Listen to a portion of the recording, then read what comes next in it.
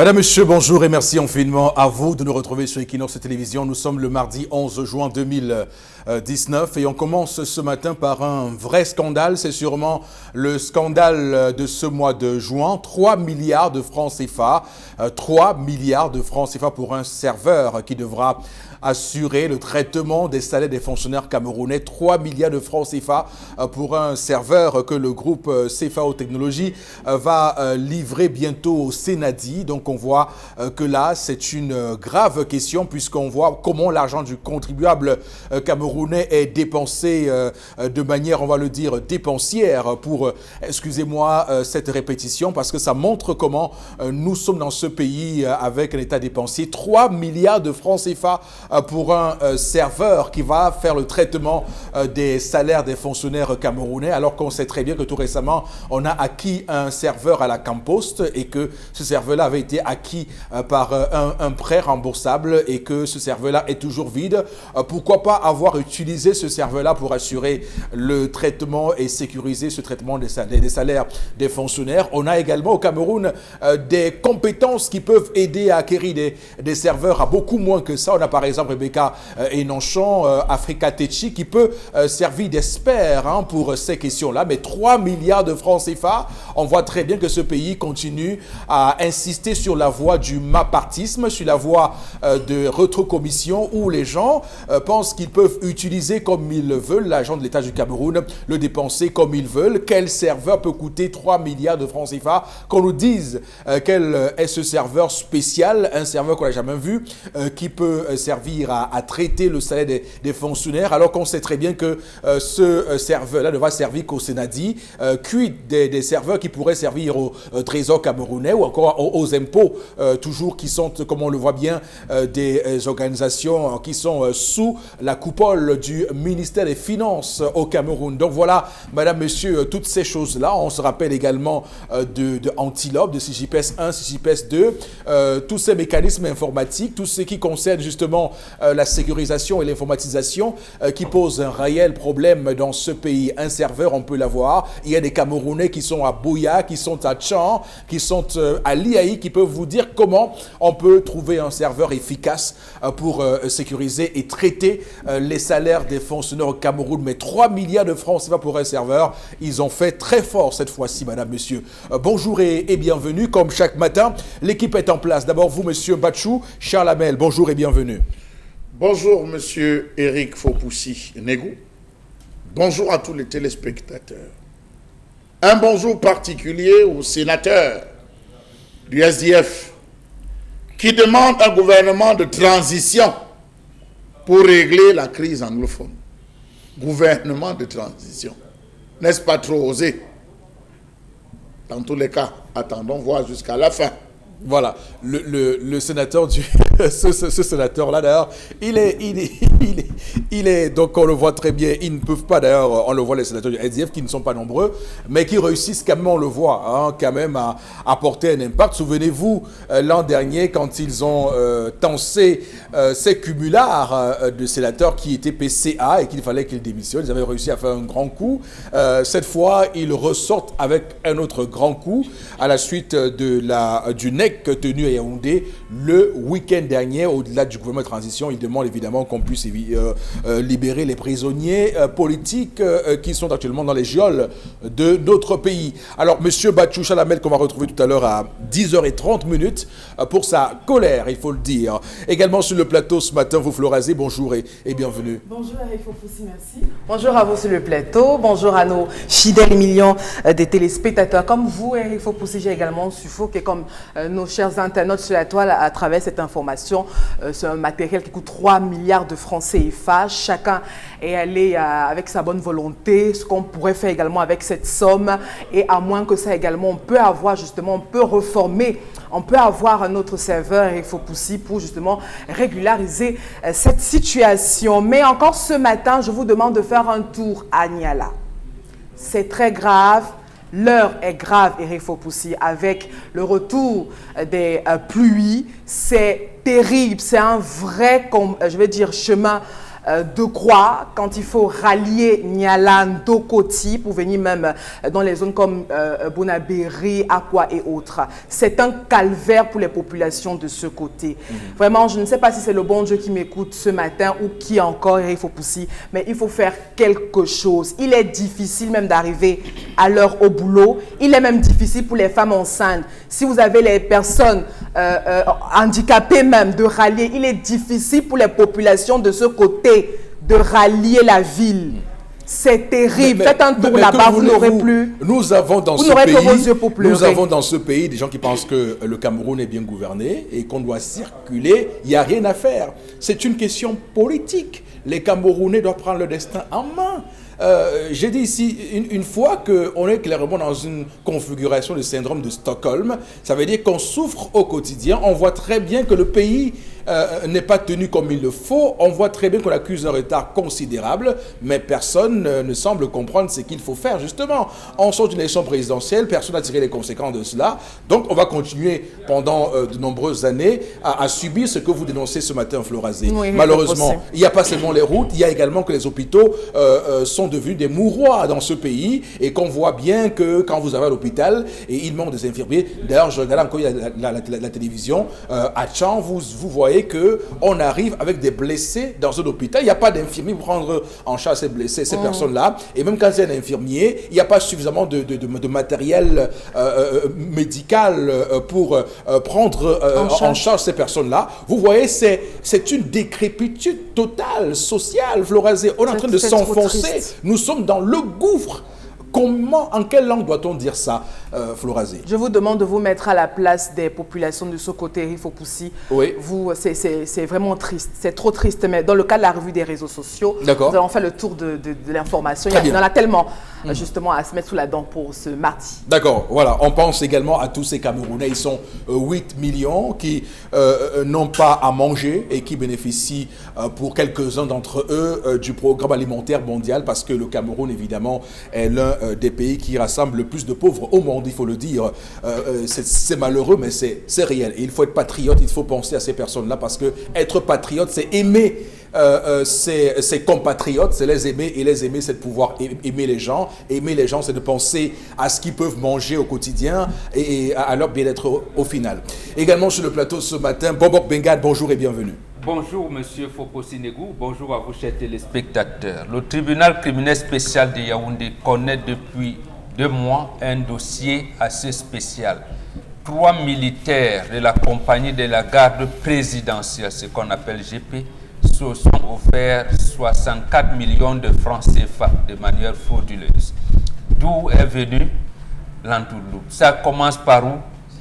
Les services, les enquêtes du TCS remontent jusqu'au ministère de la fonction publique de la réforme administrative pour constater qu'il y avait eu une petite erreur de saisie. Au lieu d'écrire R, on avait écrit B. Mais depuis, ils se sont offerts cet argent. Donc, je vais dire le tribunal, ce n'est pas eux qui sont allés frauduler. L'argent est venu les trouver. On fait comment à ce niveau-là? D'accord, très bien. Merci à vous, Bombok Bengan, qu'on va retrouver tout au long de l'émission à travers ces différentes analyses sur ce plateau, le plateau du 10-12, le Zénith, madame, monsieur, pour ce mardi 11 juin 2019. On va démarrer avec la première articulation. Il s'agit de l'histoire du jour, et l'histoire du jour, c'est l'affaire que gère donc Dominique Audrey Oyengelek avec nous ce matin. Bonjour et bienvenue. Bonjour Eric Fopoussi, bonjour à vous, chers téléspectateurs. Aujourd'hui, c'est l'histoire de Léa. Léa a 32 ans et elle a commencé à travailler dans une entreprise dont on va se passer du nom il y a 4 mois. Ouais. Durant les 4 mois, ça n'a pas été paisible pour Léa parce que finalement, elle se retrouve quasiment à la porte. On est en train de la renvoyer. Léa dit que lorsqu'elle a commencé à travailler dans cette entreprise, elle n'a pas pu s'intégrer au reste du groupe parce que chacun était dans un clan. Elle a trouvé qu'il y avait des groupes de femmes, des groupes d'hommes, des groupes de femmes et d'hommes. Il y avait des groupes WhatsApp et Facebook dans lesquels elle n'a pas pu intégrer durant tous les 4 mois. À côté de cela, Léa se plaint qu'elle a toujours été victime de coups bas. de coups bas, de jalousie, ce qui l'amène aujourd'hui à la porte. Ses collègues sont allés voir leur patron pour leur dire que Léa est très absentéiste au travail et que celle-ci fait très mal son travail et que parfois elle a de la peine à effectuer les tâches qui lui sont assignées. Finalement, le patron a décidé de lui donner des congés techniques. Oui. Léa se demande donc aujourd'hui comment est-ce qu'on se comporte en entreprise. Quelle est l'attitude à adopter? Est-ce qu'on va avoir à dos les autres parce qu'on ne fait pas ce qu'ils veulent ou bien parce qu'on ne marche pas comme ils veulent? Elle ne sait pas, elle aimerait savoir et elle espère que ce sujet va aider toutes les autres personnes qui sont dans les entreprises. J'espère qu'il ne s'agit pas de vous. Ah non, pas encore. Pas encore. Parce que vous pensez que ça peut arriver. On ne sait jamais. Hein? On ne sait jamais. J'espère qu'il ne s'agit pas de vous, Dominique Audrey ou Yengelek. En tout cas, c'est bien de Léa dont on parle ce matin. Bah, écoutez, c'est un sujet qui, je vous l'ai dit tout à l'heure, qui me plaît personnellement, particulièrement parce qu'évidemment, ça va permettre aux gens qui nous regardent ce matin de savoir quel est le bon filon à saisir lorsqu'on veut être accepté dans une entreprise. Alors, il y a plusieurs doctrines, écoles qui s'opposent sur la question. Beaucoup estiment que lorsqu'on arrive en entreprise, on ne doit s'occuper que de sa performance, de son travail et être professionnel. Et que lorsqu'on est professionnel, on est à l'abri de tout ce qui peut arriver comme malbouche, comme commérage autour de votre nom. D'ailleurs, il y en a beaucoup qui font dans ces entreprises-là un travail de sabotage parce que n'ayant pour seul sport que d'aller rapporter parfois au patron ce que font les uns et les autres. Mais de là, et c'est où je suis un tout petit peu, on va dire, où je tique un tout petit peu, de là à influencer le patron sur la performance de son collègue. Je ne sais pas si ce patron-là, il est un patron hors sol ou si c'est un patron qui vit à l'étranger et qui ne sait pas effectivement ce qui se passe dans son entreprise. Parce qu'évidemment, si on vient vous dire que tel employé n'est pas performant, n'est pas compétent, mais vous, le patron, vous observez vos employés, vous savez qui est-ce qui au final, réussit à vous apporter le rendement que vous avez demandé, qui réussit à satisfaire le cahier de charges que vous avez confié, que vous lui avez confié. Donc, au final, je me pose la question, est-ce que ce patron-là est près de l'entreprise ou il est éloigné, il est hors sol, il est, on va le dire, comme on appelle souvent, il a une proximité aérienne avec ses employés pour ne pas savoir qui fait quoi et qui est bon à quoi au final. Donc, on va se poser cette question. Et puis, le terme comment se faire accepter, comment se faire intégrer dans une entreprise. Alors, moi, je trouve ce terme, est-ce qu'il faut d'abord réfléchir à comment se faire intégrer?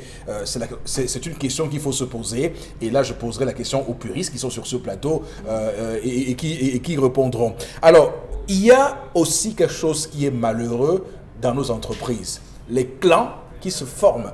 On l'a vu à une époque chez les Lions indomptables du Cameroun, on l'a vu dans d'autres équipes, on voit également dans les entreprises, les gens se forment des clans par rapport à des intérêts inavoués, par rapport à des affinités, je ne sais pas d'où ça sort.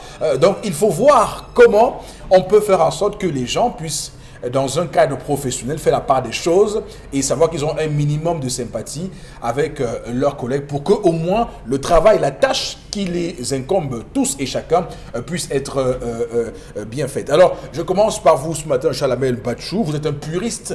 Vous avez travaillé parfois sur ces questions liées aux relations entre employés, entre collègues. Alors, d'abord, quelle analyse suscite cette histoire chez vous ce matin? C'est l'histoire d'une entreprise familiale. Forcément. C'est une entreprise familiale, M. Eric Fopoussi, puisque le patron fait une confiance aveugle. Et cette confiance aveugle qu'il fait, il la fait forcément à ses... Comment je veux dire, ça peut être à ses frères, ça peut être à ses neveux, ça peut être à ses cousins. Dans tous les sens, il faut être forcément aveugle. Il faut forcément ne pas avoir un minimum de sens, comme on le dit, pour pouvoir, M. Eric Fopoussi, pour pouvoir prendre ce type de décision, renvoyer quelqu'un sur la base de « on a dit », sur la base de « elle ne fait pas », sur la base des ragots. Non, on ne le voit que dans ce type de structure. Bon, il peut arriver que cela advienne aussi dans certaines administrations, dans certaines structures où le patron forcément n'a pas tous les atouts, n'est-ce pas, en termes de management pour pouvoir gérer ce type de situation.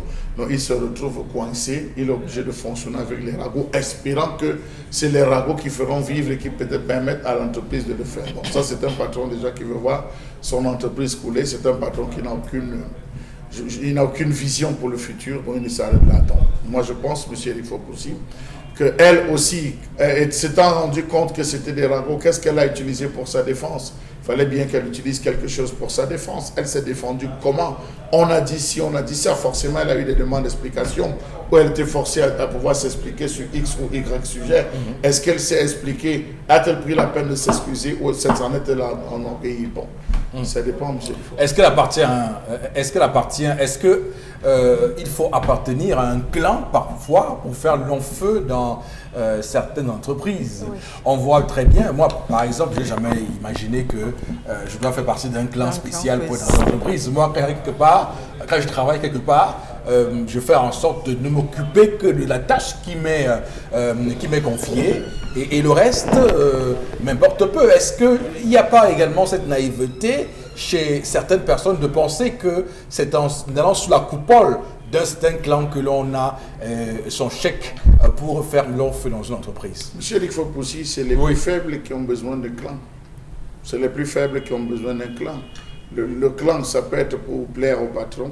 Le clan, ça peut être pour avoir une carrière. Le clan, ça peut être pour, comment on va dire, se stabiliser, se maintenir dans l'entreprise. C'est les faibles qui ont besoin d'un clan. Quelqu'un qui connaît ses compétences, qui sait ce dont il a besoin, n'a pas besoin d'avoir de clan. Les clans appartiennent aux faibles. Et la preuve, vous allez vous rendre compte que c'est toujours ces gens de ces clans dans les entreprises qui sont les premiers à faire les coups tordus. Mais mal leur en prend toujours parce que faites autant de coups bas que vous voulez. Le jour que ça vous prend, c'est de la manière la plus honteuse que vous êtes chassé. Donc, j'estime, M. Eric Fopoussi, qu'on n'a pas besoin de clan. Mais comment on fait lorsqu'on est nouveau dans une entreprise comme celle-là? C'est imposé par son talent. Oui. C'est imposé par son savoir-faire, son savoir-être et les connaissances qu'on a, c'est tout. Les choses viendront d'elles-mêmes. Les choses viendront d'elles-mêmes. On n'a pas besoin de chercher à séduire un X, séduire un Y. Non.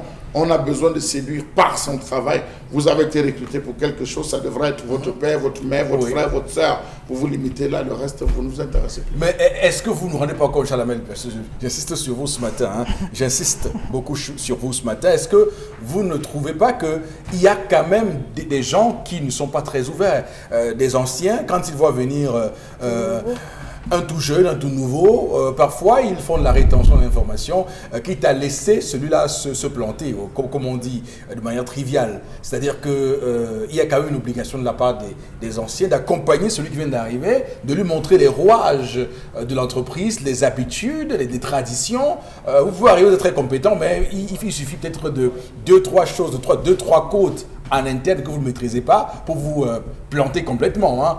Monsieur Eric Fopoussi, chacun son expérience en entreprise. Permettez-moi de vous dire, chacun son expérience. Mon expérience ne sera forcément pas celle de Mbambok, ne sera forcément pas celle de Florazé. Oui. Chacun a son expérience en entreprise, chacun a son histoire, chacun a son vécu. Il y a ceux qui sont passés par la grande porte, ceux qui sont passés par la petite porte, ceux qui sont passés par des recommandations. L'histoire n'est pas la même. Et puis, il y a des gens, et vous avez parlé tout à l'heure de clans, il y a ceux qui sont plus introduits que ceux qui ne sont pas introduits dans les entreprises.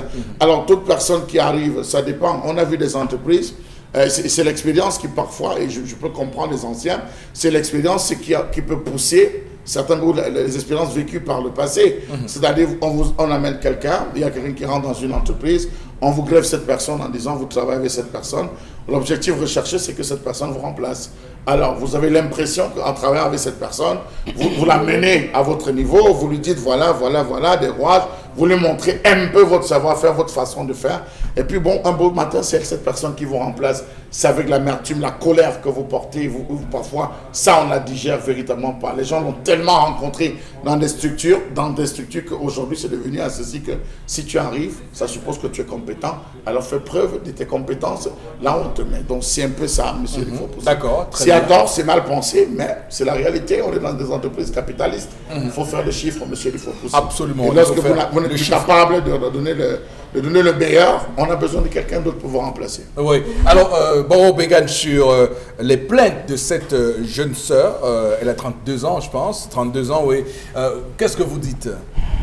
Deux choses fondamentales. La Oui. première, c'est que toute entreprise peut avoir une charte interne, un règlement intérieur, du moins un mode de fonctionnement, puisque l'entreprise ne naît pas, en fait, même si c'était un don de Dieu, on vous aurait dit que Dieu a dit que. Donc, l'entreprise, c'est une organisation humaine qui s'est constituée, mais suivant les orientations bien définies. Et quand vous intégrez, quand vous êtes recruté, parce que l'intégration viendra après, quand vous êtes recruté dans une entreprise, il faut bien qu'on vous montre, qu'on vous donne la philosophie de cette entreprise-là. Mais ici, je constate qu'en fait, il y a une philosophie au sein de l'entreprise qui n'est pas claire. Ou alors une philosophie qui est fondée, Salam l'a dit, peut-être de clan familial, mais qui a des clans. Qu'on a laissé prospérer un certain nombre de lobbies internes. Donc les clans se battent, les employés ne forment pas une famille en réalité. Voilà ce que je constate. Donc c'est tout le contraire des orientations même pendant la guerre froide. Ça ne se faisait pas comme ça. Donc je sais que le capitalisme mondial a laissé tout le monde se débrouiller. Donc chacun, parce qu'on parlait d'entreprise, Toyota est une entreprise familiale, mais il est devenu, Toyota, Samsung, voilà, ils sont devenus multinationales. Pourquoi? Je retire parce qu'on peut nous tenter de faire la publicité. Non, du tout. Alors, je voudrais demander, est-ce qu'il appartient à des collègues, même plus anciens, de donner leur avis sur la compétence ou non d'un collègue nouvellement arrivé? Oui, mais ces collègues sont organisés dans ce qu'on appelle les services direction ou sous-direction des ressources humaines. Oui. Des ressources humaines. Donc, c'est pour ça que cette direction existe, puisque ce service, selon que les entreprises, ça peut être un service ou sous-direction, ça dépend de l'organisation interne des entreprises. Donc, mais ce sont les ressources humaines qui apprécient même. Quand vous êtes malade, c'est là-bas. Quand vous êtes venu en retard, quand vous êtes et également, j'allais dire à l'heure, quand vous êtes toujours là, vous êtes assidu, ce sont les ressources humaines qui portent l'appréciation, une certaine notation sur le comportement des employés. Oui. Donc, et en principe, c'est sur la base de ça que le conseil de direction décide. Bon, sauf que dans ce cas précis, il ne s'agit pas d'une forme de ressources humaines, il s'agit là de collègues qui sont affectés à un travail et qui donnent leurs avis qui font des rapports nocturnes. Bon, ça veut dire qu'on parle d'entreprise peut-être parce que les gens ont des salaires, mais ça n'a rien d'entreprise en fait. Oui. Ça n'a rien d'entreprise, c'est un regroupement de gens qui cherchent leur pain quotidien. C'est tout, ça n'a rien parce que l'histoire du jour ne nous montre rien. Même de velléité d'entreprise, il n'y en a pas. Oui. C'est un regroupement, on vous dit, gars, j'ai un tuyau là, venez, bon, un de nos aînés a trouvé, un peu, bon, vous rassemble là. Et c'est hier, je pense qu'on parlait des ressources humaines. Bon, il y a un maçon là, oui. Et il y a quelqu'un qui peut faire la comptabilité, oui, venez. Il y a quelqu'un qui peut être pointeur, il va noter les retards, les heures d'arrivée des gens. Bon, on vous regroupe et il n'y a pas une philosophie organique qui encadre, qui Autrement définit dit, je repose ma question en d'autres termes. Autrement dit, là c'est la politique fiction. Autrement dit, lorsque vous recevez un nouvel arrivant qui arrive donc dans votre entreprise et que cette personne n'a pas la compétence requise, quelle attitude vous devez adopter? Non, je veux dire, vous... L'employé ou le manager? Celui qui vient. Oui, mais on vous confie un collègue nouvellement arrivé, vous vous rendez compte que la personne n'a pas le niveau. Vous faites Non, comment? c'est d'abord avec le collègue ou la collègue qui arrive. Oui. On vous dit encadrez-le en comptabilité, en gestion des stocks, en ceci ou en quoi. Quand elle arrive, vous lui dites d'abord, bon, vous avez vos termes que vous utilisez, la CV. Bon, vous n'avez pas, non, même qu'il n'a pas de connaissances. Vous lui dites, Voilà, vous commencez d'abord à lui définir la politique de l'entreprise. Voilà ce que nous imaginons. Maintenant, vous vous rendez compte qu'il ne peut même pas faire des notes de synthèse. Il ne peut pas. Donc, vous prenez donc, ce que vous avez noté suivant la semaine, le mois, et vous apportez à votre hiérarchie en disant que oui, tel collègue est arrivé tel jour, à partir du 8 avril, depuis qu'il est arrivé, vous nous avez confié telle tâche. Il n'arrive même pas à faire le rapport. Vous faites ça vraiment? Oui, absolument. Vous devez tenir, mais ce n'est pas par derrière. C'est lui-même, non, lui-même, vous lui dites, donc, collègue, comment je n'arrive pas? Pourquoi cette tâche, vous n'arrivez pas à vous ne l'aidez pas? Vous l'aidez, j'ai dit, c'est en l'aidant justement.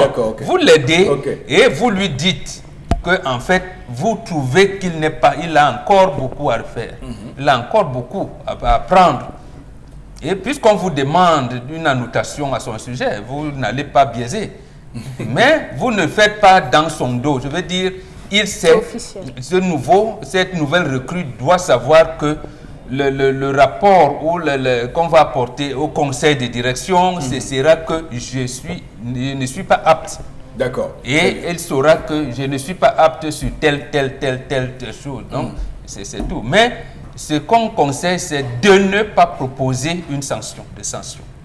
Vous faites juste votre rapport, vous dites, ce collègue, je le trouve comme ça.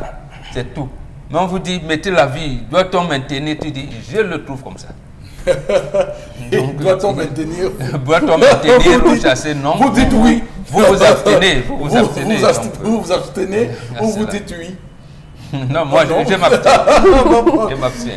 Je montre juste la photographie de notre travail. Alors, Florence, est-ce que vous considérez que ce qui est arrivé à cette Léa est grave? Oui, Eric Fopoussi, mais c'est très grave. C'est très grave. Un sujet, pour moi, c'est un sujet très important qui touche pas mal de Camerounais. Comme peut-être Chalamel et Mobok l'ont dit, l'histoire est très légère. Et soit on est dans une entreprise qui cherche encore à être émergente, qui cherche encore un nom, comme on dit habituellement. Mais si on est dans une entreprise qui respecte les différents canaux, je ne vois aucun manager. Je dis bien, je ne vois aucun manager licencier, par exemple, un bon élément sous l'effet des ragots. Je dis bien un bon manager, il y a des mauvais managers. Un bon chef d'entreprise ne peut pas répudier un employé sous l'effet des ragots. Je vais vous dire, quand vous êtes nouvellement recruté dans une entreprise, pour les femmes, parce qu'on parle de Léa, tout de suite, les anciens, vous voyez là comme une concurrente, c'est-à-dire qu'on voit là comme une menace, c'est naturel. C'est-à-dire qu'elle vient pour remplacer qui, elle vient pour faire quoi, etc. Donc, ce sont des questions logiques. Parce que je rappelle qu'on a en entreprise, il y a aussi cet esprit de compétitivité. Donc, il y a un peu de la compétition. C'est ça, il y a des challenges. Il faut bien qu'on booste l'entreprise. Bon, ça dépend aussi du secteur, parce qu'après... Oui, ça dépend. Nous n'allons pas de façon générale. Ce que je veux dire ce matin, c'est que quand on a affaire, vous avez posé la question à moi, quand on a affaire à un employé faible, on connaît déjà ses lacunes. Le plus souvent, il n'est pas un problème pour nous. On connaît ses lacunes, on sait que non, il ne peut pas faire long feu, il n'est pas un problème pour nous. Du coup, on vous met de côté. J'ai l'impression que c'est vous qui êtes vraiment la personne qui dit la vérité. Non, oui, c'est pas un problème. Vous avez cassé à ce moment, vous n'êtes pas un problème, il faut aussi, non, c'est pas un danger pour nous. Voilà. Il reste là.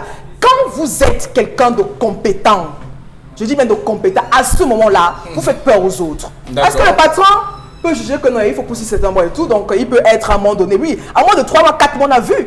Moi, de 3 mois, 4 mois, on vous place à un poste bien là et tout, parce qu'on estime, le manager estime que non, vous méritez ce poste, vous pouvez booster ce travail et tout, apporter de très bons résultats.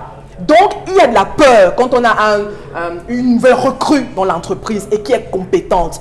Autre chose, on me dit peut-être Léa n'est pas compétente, quand vous êtes également une belle jeune fille, c'est-à-dire que vos collègues aussi, c'est-à-dire qu'il faut également dire que moi, vous savez, moi, je n'ai pas langue de bois. Elle est belle, elle est sexy, elle le fait, c'est-à-dire quand elle passe là, tous les hommes, bureaux, tout se retournent et tout. Donc, on dit, elle peut utiliser ça pour. Donc, vous voyez, tout ça entre en jeu. Et moi, ce que j'aimerais dire à Léa, parce qu'au départ, quand vous arrivez dans une entreprise, il faut être... Merci de vous avoir exprimé avec autant de liberté, Florazé. Oui, il faut, parce que tout le monde nous regarde. Je dis que c'est une question qui touche pas mal de Camerounais. Quand vous arrivez en entreprise, ne soyez pas trop zélés. C'est-à-dire, ne venez pas avec le zèle de celui qui sait tout, qui connaît tout, non. Il faut une attitude d'humilité. Vous avez trouvé des gens, soyez humbles. Même si vous sortez de je ne sais pas d'où, soyez humble. C'est ça un peu qui casse. C'est-à-dire que quand vous n'avez pas cette attitude d'humilité, vous voulez savoir un peu tout, vous voulez... Non, laissez que les gens vous guident.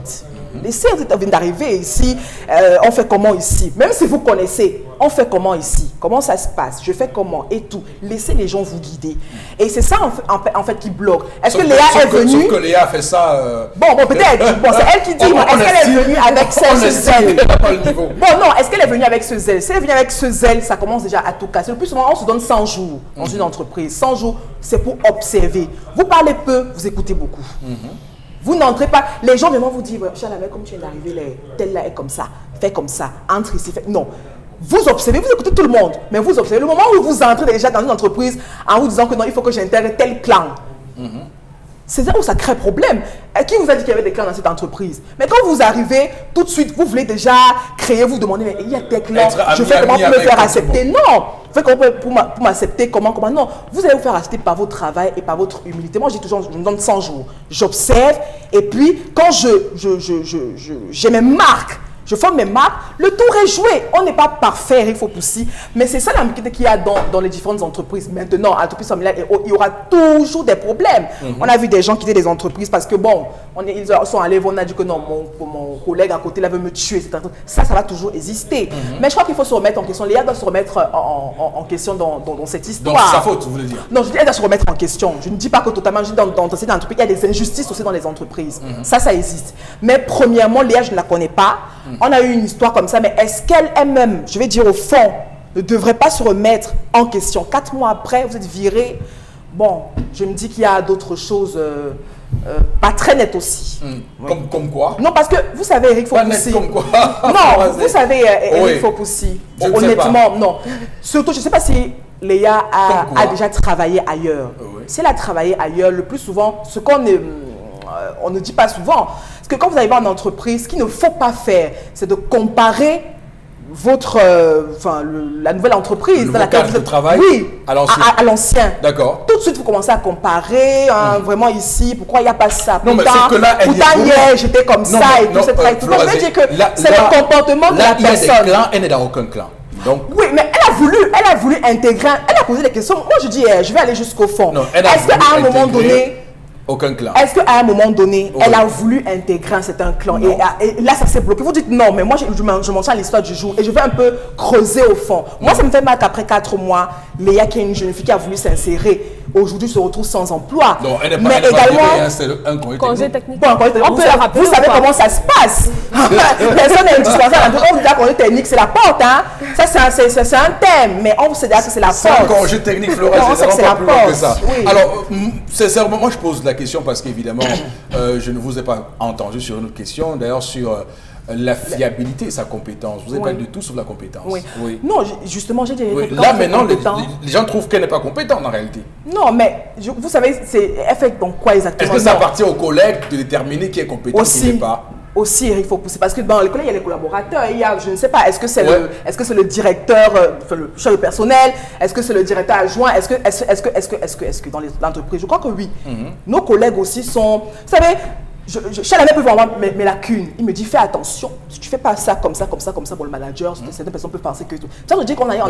pas ça. Hein, oui, non. Je prends un exemple, Eric Fopoussi. Je dis qu'il faut faire très attention, écouter pratiquement tout le monde.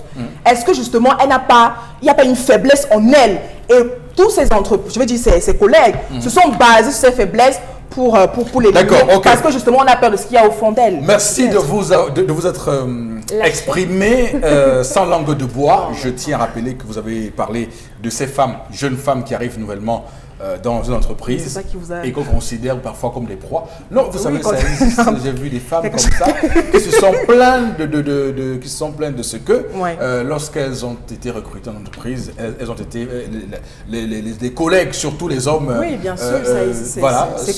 sont venus comme des poissons, comme des prédateurs à leur assaut, comme des loups et qui a parfois d'ailleurs chamboulé leur monde. Donc il faut aussi dire que ces femmes qui se laissent emporter par ce type de comportement, ce n'est pas aussi bien. Oui, il faut pousser. Ce n'est pas aussi bien. Alors, Dominique Audrey Oyegelek, qu'est-ce que vous dites à Léa? J'espère que Léa, c'est pas vous. Hein. Je Non, continue toujours pas à le encore, dire. pas encore. D'accord. Pas encore. Ok. Je pense que si Léa a été recrutée dans cette entreprise, c'est parce que le management ou bien la personne qui l'a fait venir a estimé qu'elle avait le niveau. Maintenant, que ce soit vos collègues qui décident que vous ayez le niveau ou pas, vraiment, leur avis ne compte pas plus que ça. Parce que je ne crois pas qu'ils sont au top. Si ce n'est peut-être l'ancienneté dans l'entreprise, oui, mais juger ou bien jauger votre niveau, pour moi, non, ils n'en ont pas la capacité. Ce que je vais demander à Léa, c'est de... Il y a forcément des personnes dans l'entreprise avec lesquelles vous pouvez vous entendre. Les personnes qui viennent vers vous naturellement, vous allez rester avec ces personnes-là. Et il faut aussi qu'on arrive dans les entreprises. Tout le monde prend généralement les nouveaux de haut. Hein. Tout le monde. Je vous dis, tout le monde. J'ai travaillé à plusieurs endroits et dans différents domaines. Ouais, d'accord. Et dans différents domaines. Oui, Oui, et c'est dans partout différents... sauf à Equinox. Oui. Oui, bien sûr. Ok, partout sauf à Equinox. Voilà. Dans différents endroits. Oh, ouais. La première semaine ou bien le premier mois, même la salutation, c'est vraiment... On vous regarde d'abord de la tête aux pieds avant de vous dire un simple bonjour qui ne coûte rien du Oui. tout. Forcément, Léa se sent frustrée. Elle a essayé de se rapprocher des autres, mais il y a des clans. Lorsqu'il y a des femmes dans les entreprises, elles vous prennent forcément comme des coépouses, comme des rivales, parce qu'elles sont toujours en train de sortir avec leurs supérieurs. C'est ça le problème. Ah, ok, voilà la nouvelle. Donc maintenant, c'est elle qui va passer à la casserole et nous, et plus nous, on ne sera plus d'actualité. Forcément, on va se retrouver et son employeur qui lui donne les congés techniques. Est-ce que vous savez que il y a des entreprises où le responsable ou bien le propriétaire décide de laisser la porte aux employés pour lui faire des ragots. Parce qu'il sait que tant qu'il divise, tout le monde marche comme il veut. Tel vient, il dit ceci, il dit qu'il fait comme ça. L'autre vient, il fait c'est comme ça. Il y en a plusieurs qui font ça. Plusieurs. Et qu'on dise que c'est une entreprise familiale, non, je ne pense pas. Il y a des entreprises où le directeur des ressources humaines ne vaut rien à côté de la secrétaire. La secrétaire a plus de poids que lui. Oui, j'en ai vu. J'en ai vu. Bien sûr, et c'est Donc, courant au Cameroun, mais il faut le dire malheureusement. Voilà. Oui, Donc, oui. donc, D'accord. pour moi, Vous avez terminé. La jalousie, ça ne vous sert à rien. Passez à autre Oui. chose. D'accord. De toutes les façons, vous êtes une menace pour eux. Donc, Voilà, vraiment, je retiens que lorsqu'on est nouveau dans une entreprise, on nous regarde de très haut. de très haut. Très haut De même. très haut. Les anciens pensent que vous n'êtes pas encore légitime pour, Oui. pour leur parler. c'est On va y penser. Ouais, bon, non, pas de honte.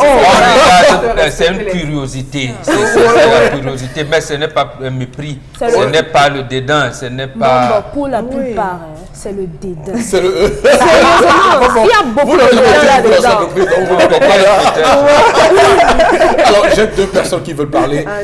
D'abord, Charles Abel, allez-y, peut-être pour revenir sur un des points qu'on a abordé sur le plateau. Il ne faut Oui. pas prendre les exceptions pour en faire des cas généraux. Les exceptions, c'est des cas à marginaliser. C'est-à-dire quoi? Non, ce que Dominique Audrey a dit, c'est des exceptions. C'est Non, pas forcé. ne dites pas Monsieur, ça. il faut poser. Vous sentez concerné? Monsieur, c'est pas parce qu'il y a 2 ou 3 que ça veut dire que sur 100, c'est la règle générale. Non, je ne suis pas d'accord. Moi, j'estime que lorsqu'une personne rentre dans une entreprise, il y a 3 facteurs importants. Il y a le savoir, il y a le savoir-être, il y a le savoir-faire. Voilà les 3 facteurs qui en... On vous a recruté pour votre savoir-faire. On vous a recruté pour une partie de votre savoir comme connaissance. Vous avez votre savoir-être à donner. Et c'est ce savoir-être, c'est vous qui trouvez les autres. Ce n'est pas les autres qui vous ont trouvé, c'est vous qui trouvez les autres. C'est vous qui devez faire preuve d'humilité, pas les autres, monsieur Eric Fopoussi. C'est vous qui trouvez les autres. La plupart du temps, Lorsque ils vous sont arrivez, vous n'avez fermés. pas de bureau. Ils sont fermés. Vous trouvez les gens dans leur bureau. La première règle que doit faire un nouveau, c'est apprendre à connaître tout le monde par leur prénom. C'est ça le premier signe d'intégration. Bonjour. Florazé, bonjour. Tel bonjour. Ça prouve que vous voulez vous intégrer. Mais si vous arrivez, vous restez dans votre coin, vous attendez qu'on vienne vous trouver, ça c'est de l'insolence. Ça c'est de l'insolence. On ne viendra jamais vous trouver. C'est à vous. Et je le dis, c'est une règle que chaque nouveau devrait mettre en œuvre. Et c'est ce que je fais. Vous allez la parole. J'aime beaucoup aussi parce que c'est ça la Vous arrivez, vous devez connaître vos précieux avec qui vous travaillez par leur prénom. Oui. Bonjour, moi c'est tel. Et vous? Vraiment, je suis ravi, j'ai été recruté et tout. J'espère qu'on va former. Vous vous arrêtez là. Le matin, il passe. Bonjour, Choubang. Ah, il dit bonjour. Ça va. Quand vous l'appelez par son nom, il se sent, il va marquer un arrêt. C'est comme ça. Mais vous arrivez, vous... Non, le programme, c'est que vous avez des gens, justement, vous avez des gens, quand ils recrutent, ils disent, ah, tout ce que vous voyez là, ils ne valent rien. Quand vous venez, vous allez les remplacer, ils ne valent rien. Ces gens qui bossent là, c'est des gens, et c'est pour ça qu'on vous a fait venir. Vous êtes là parce que vous êtes meilleurs. Si un patron vous dit ça et vous croyez ça, c'est ça qu'on dit au nouveau. On dit au nouveau que là, c'est parce qu'ils ne valent rien. Et parce qu'il ne va rien, vous êtes là, vous êtes meilleur. Vous êtes là, c'est pour le... Alors lorsque la nouvelle sort, elle prend les galons, elle devient générale. Elle vous prend ce couloir, elle lève les épaules comme ça. Elle est du là. Ils n'ont rien foutu. On va s'arrêter là. On va s'arrêter là pour maintenant. Non, mais c'est un piège. Pour cette affaire. Je promets qu'avant la fin de l'émission, on aura l'occasion de dire encore un mot sur ces cahiers de charges officieux qu'on donne à certains nouveaux quand ils sont recrutés. Voilà, monsieur, restez avec nous. Tout de suite, voici la collègue de Charles Hamel, monsieur Bachou, qui va se livrer à l'exercice. À tout de suite.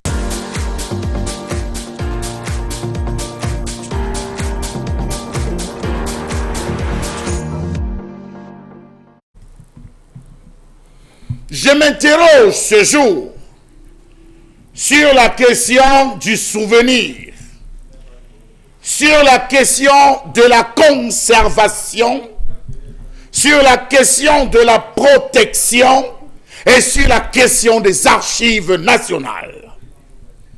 À quoi servent les archives nationales? Lorsqu'on va en Europe, on nous balade dans les couloirs des archives. On retrouve des images de la Première Guerre mondiale. On retrouve les images de tous les traités, toutes les discussions, tous les échanges. On nous ressort les voix de tous ceux qu'on n'a même pas connus. Quel est l'état de nos archives au Cameroun? D'ailleurs, le Cameroun possède-t-il des archives?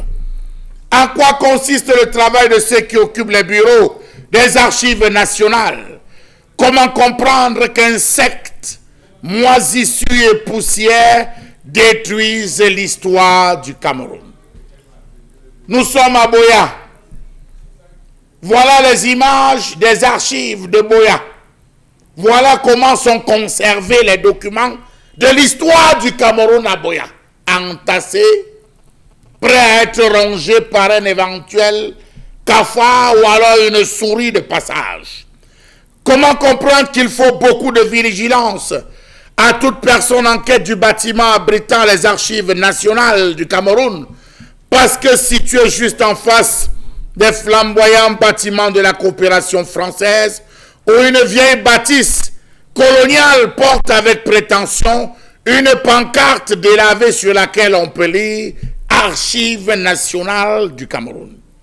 Savez-vous qu'à l'intérieur de la vieille bâtisse, la vieille baraque au style colonial, dans la salle de lecture, des tables recouvertes de formica croulent sous le poids de divers documents sortis du magasin de stockage situé au sous-sol du bâtiment principal. Ce n'est pas sans surprise qu'on découvre sur certains documents des inscriptions telles que j'ai pu les voir, marquées « Assemblée générale des chefs indigènes » 1883 ou encore traité indigène rédigé au cours de la même année. Ce document, je l'ai parcouru aux archives nationales.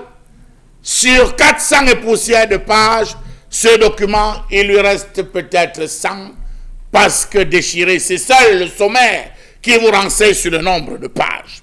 On retrouve à des moments jeté à même le sol un exemplaire du journal officiel du Cameroun, publié en 1954, dans un état abracadabrant.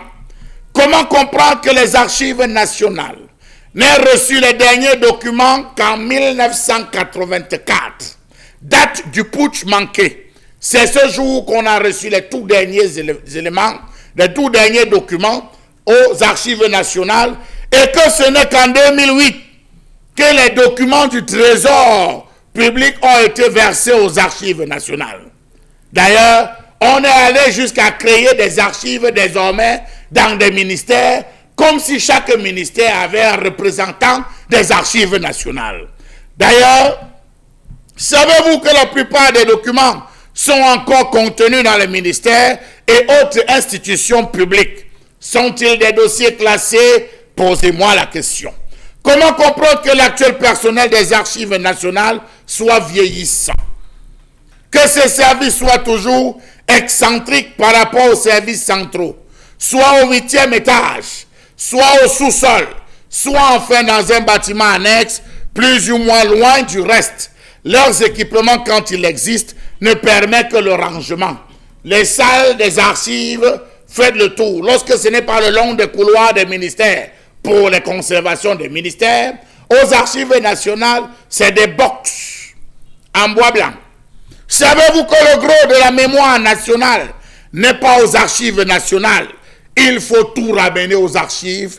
À qui revient donc cette responsabilité de frapper le poing sur la table pour qu'on puisse retrouver toutes les affaires aux archives nationales, tant dans le domaine du droit, tant dans le domaine militaire, tant dans le domaine administratif, tant dans le domaine culturel que social?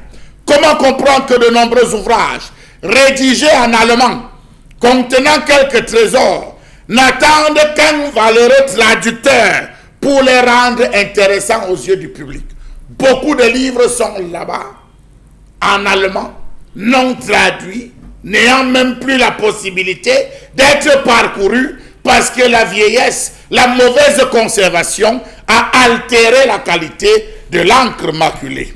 Vraiment, dites-moi pourquoi et comment aucun effort n'est fait pour conserver ou même restaurer les quelques documents récupérés. Savez-vous que la plupart des documents s'effritent désormais au toucher?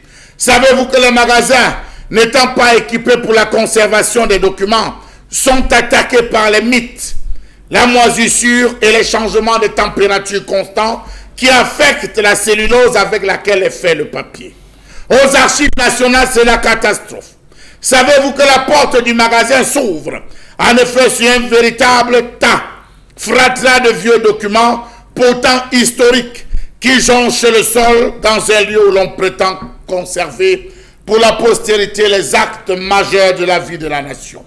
Savez-vous qu'il arrive qu'on mette à la poubelle certains documents dont la détérioration est déjà très avancée? Savez-vous que chaque année, le Cameroun dépense des centaines de millions de francs CFA dans les stages de perfectionnement des archivistes alors qu'ils ne servent à rien?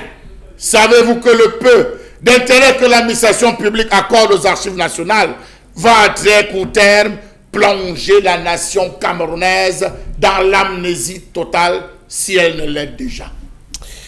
Voilà, on va dire que tout récemment, c'est Florazé dans sa revue des réseaux sociaux qui nous rappelait que 3 milliards de francs CFA avaient donc été décrétés, on le voit très bien, pour, on va dire, améliorer les archives nationales. Et nous étions dans ce studio, sur ce plateau, même à débattre sur ce sujet et en évoquant clairement qu'il y a un vrai problème. Évidemment, l'occasion de la journée de l'archivage nous permet évidemment de poser la question du point de vue des archives. D'abord, des documents que nous avons dans l'histoire du Cameroun qui retracent et qui relatent les faits vécus dans ce pays, mais également documents audiovisuels. Je vois très bien là encore qu'il y a beaucoup d'interviews, de discours que nous retrouvons par exemple à l'INA et qu'on ne peut pas retrouver au Cameroun. C'est tout à fait terrible que nous serons obligés d'aller évidemment sur le continent européen pour retrouver certaines archives audiovisuelles pour ce pays. Ce n'est pas acceptable du tout.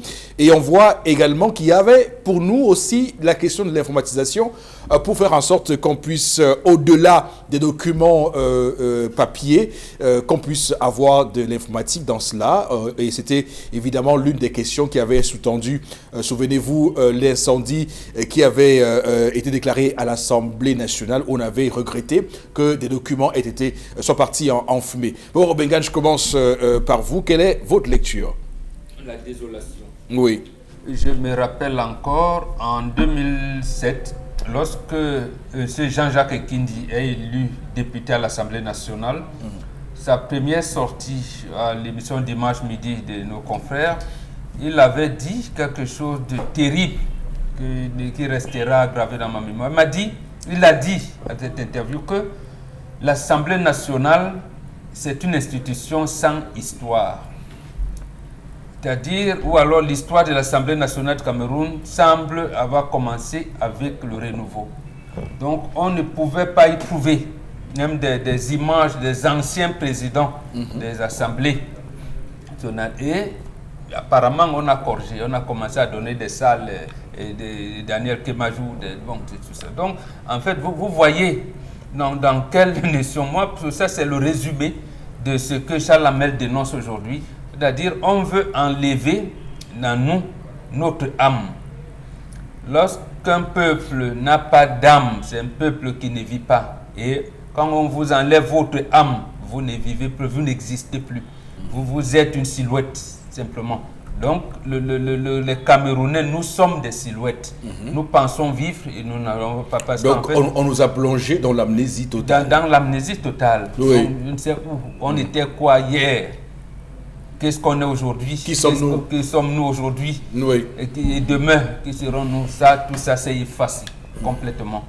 Complètement effacé. Donc, en fait, c'est la désolation. D'ailleurs, pour revenir à l'affaire des photos à l'Assemblée nationale, je rappelle qu'il y a un nouveau président en Ukraine. Et vous savez ce qu'il a dit, ce nouveau président? Il a dit aux administrations ukrainiennes qu'il ne veut pas sa photo derrière les bureaux. Voilà, il estime qu'il n'est pas un dieu, il n'est pas une icône, il n'est rien du tout, il n'est qu'un serviteur de la nation. Et qu'à la place des photos présidentielles que les gens mettent souvent derrière leur bureau, ils préfèrent que les gens mettent les photos de leurs enfants, de leurs femmes, de leur famille. Ou même, voilà, vous verrez les ministres se filmer avec la photo du président de la République au lieu de se filmer avec le drapeau national. Donc, ici, c'est une partie massive. Donc, autre chose, je termine par là. C'est une source même de métier. D'abord, on était obligé de former les bibliothécaires, les documentalistes. Vous avez parlé des informaticiens tout à l'heure. Donc, d'abord, c'est une source, c'est des métiers, c'est des professions qu'on compte là. Et je pense que les STIC forment des documentalistes depuis un moment. Mais on les met où? Est-ce qu'on les utilise même? Non. Voilà, je vous dis non, parce que je connais un documentaliste qui est aujourd'hui, au lieu de faire ce pourquoi il a été formé, il est aujourd'hui dans un autre métier qui n'a rien à voir avec sa formation. C'est dommage que parfois on les transfère dans d'autres secteurs. Les dirigeants ont pris l'option d'effacer. On a même des archivistes qui sortent des licences professionnelles de nos IPS. Donc on peut trouver le moyen de les utiliser. Dans beaucoup d'entreprises au Cameroun, vous voyez qu'il n'y a pas de service d'archivage. C'est clair que ça pose également un problème d'avoir une entreprise où il n'y a pas un service d'archivage. Alors Florazé, c'est à vous. Non, je trouve que vous savez, c'est triste. Moi également, la dernière fois, je disais que c'est comme une boussole, un repère. Donc actuellement, on est sans repère. Parce que justement, on a du mal à mettre le doigt sur notre véritable histoire. Et forcément, même pour des générations, même pour des simples étudiants en recherche qui ont besoin de s'appuyer sur certains documents aujourd'hui, ne se retrouvent pas. Ça encore, c'est triste, un manque à gagner. C'est bien beau qu'on fasse reconstruire les bâtisses et autres, oui. Qu'on aménage même un système de numéralisation, oui, pour intégrer nos archives, etc. et tout, oui, c'est bon. C'est bien beau de voter un budget pour, mais il faut bien que cela soit mis en exergue. Parce que c'est triste aujourd'hui qu'on en parle et pourtant, comment on va retracer l'histoire? Ça fait, on tire la sonnette d'alarme depuis plusieurs années aujourd'hui. Donc vous voyez qu'on est en pleine crise déjà. Il faut encore relater. Hein. Voilà des choses qu'il va falloir écrire, qu'il va falloir laisser pour la génération qui arrive. Donc si on n'a donc pas d'archivistes, tout le monde se reconvertit déjà à autre chose. Comment, si on ne réussit pas déjà même à former ces personnes qui sont censées nous restituer même l'histoire même? C'est ça le véritable problème, Eric Fo-Poussi. Je pense qu'on a de la ressource. Et on parle encore de la ressource. On a de la ressource. Mais comment on utilise cette ressource? On n'a pas de priorité. Quelles sont nos véritables priorités? Notre système se base sur quelles priorités? Moi, je crois que justement, retracer notre histoire, c'est également permettre aux générations futures d'avoir une certaine boussole, un repère. Même pour planifier sur le temps, quand on parle d'émergence, si on n'a pas, on se base pas derrière ce qui a été fait avant, sur les couacs, les échecs d'hier, on ne peut pas construire le lendemain. D'accord, très bien. D'abord, quelle histoire dans ça au Camerounais? Oui, voilà. C'est une grande question. Alors, Dominique Audrey, allez-y. Nous avons la chance quand même ici, ici à Equinox, que Charles Hamel va quand même sur le terrain et nous ramène certaines informations. Il y a beaucoup de pans, beaucoup de détails dans l'histoire du Cameroun qu'on ne maîtrise pas. Et si on se rend par exemple au niveau des archives là-bas, on saura, mais maintenant, on n'a pas la possibilité de le faire. Ça veut dire que tous les enfants qu'on aura n'en sauront foutrement rien du tout. Nous n'en saurons rien. Et l'archivage, même ça va même dans nos familles. On n'a plus la culture des photos physiques, par exemple. Maintenant, ça se fait sur le téléphone et on est plus sûr de pouvoir... Très bien. Alors, il y a également une question qu'il faut évidemment explorer, c'est celle de la déclassification des archives. Le président français de l'époque, François Hollande, avait promis, évidemment, ils ont commencé à déclassifier quelques documents qu'on peut déjà consulter, évidemment, en France. Malheureusement, c'est là-bas, c'est pas ici. Donc, on va revenir juste après pour évoquer cette question importante. Madame, monsieur, restez avec nous sur Equinox Télévision, 10-12 le Zénith. Nous sommes le mardi 11 juin 2019. À tout de suite.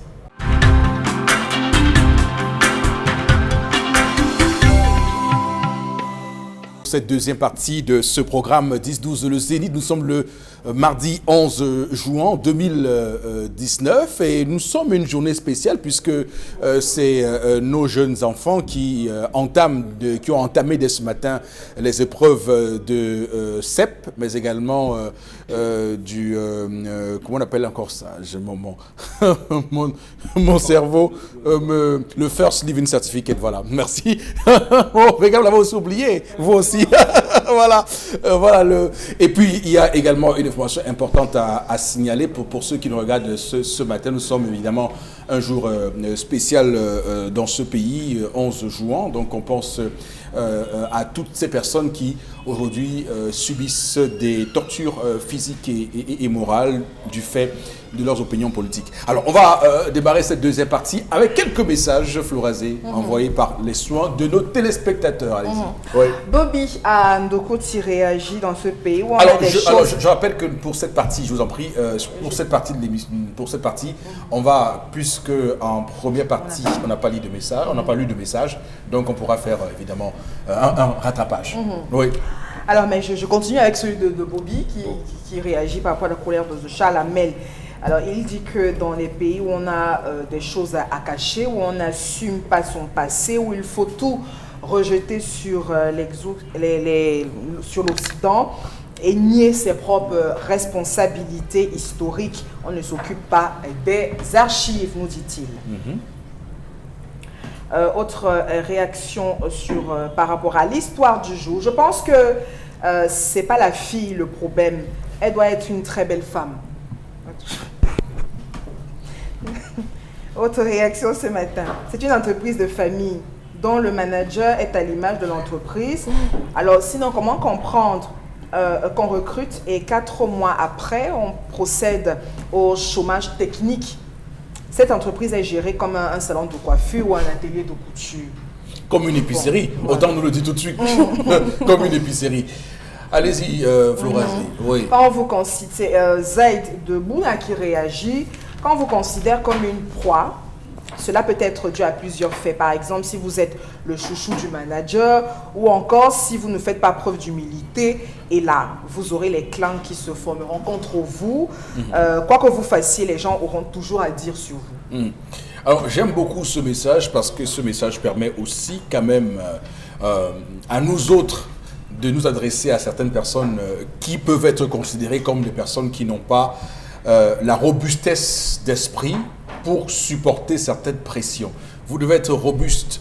Le monde professionnel est un monde qui ne donne pas de cadeaux et il faut être robuste, il faut être forgé comme un roc pour supporter ce type de considération. Quand on écoute ce qu'a dit ce matin Charles Hamel, on comprend que lorsqu'on est nouveau, il faut être forgé de fer.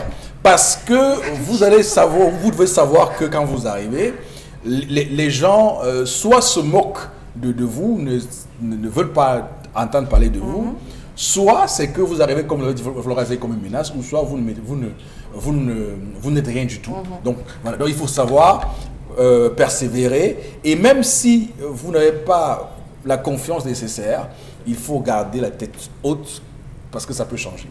Et tout peut changer à tout moment. Voilà. On a vu des gens arriver dans les entreprises au bas de l'échelle et gravir les échelons jusqu'à atteindre les sommets. Oui, la persévérance. Voilà. On ne peut pas arriver forcément au top. Le prix Nobel en journalisme, comme les ismes, s'appelle prix Pulitzer. Oui. Pulitzer, c'est un gars qui est arrivé aux États-Unis, ne savait même pas dire good morning. Il a commencé, il a été recruté un matin comme balayeur. Il a terminé par être un maniaque du journalisme, une référence. Une référence, le prix Pulitzer, voilà. Le célèbre prix Pulitzer. Absolument. Donc, une situation n'est pas, on va le dire, inchangeable, immuable. Oui. On va, Florazé, continuer à lire un message. Charlie de PK14 réagit par rapport à la colère. Il dit à quoi sert la technologie? Il y a des procédés qui permettent de conserver ces archives de l'État aussi avec les NPIC. Donc, on les numérise et on les stocke dans le clou pour la pour la postérité. Voilà. J'y arrive. Charlie de PK14. Charlie de PK14 qui laisse la place à Charles Lamé. Alors, M. Eric Fopoussi, on ne peut archiver que ce qu'on a, ce dont on a fait l'inventaire. Avons-nous fait l'inventaire de nos archives, M. Eric Fopoussi?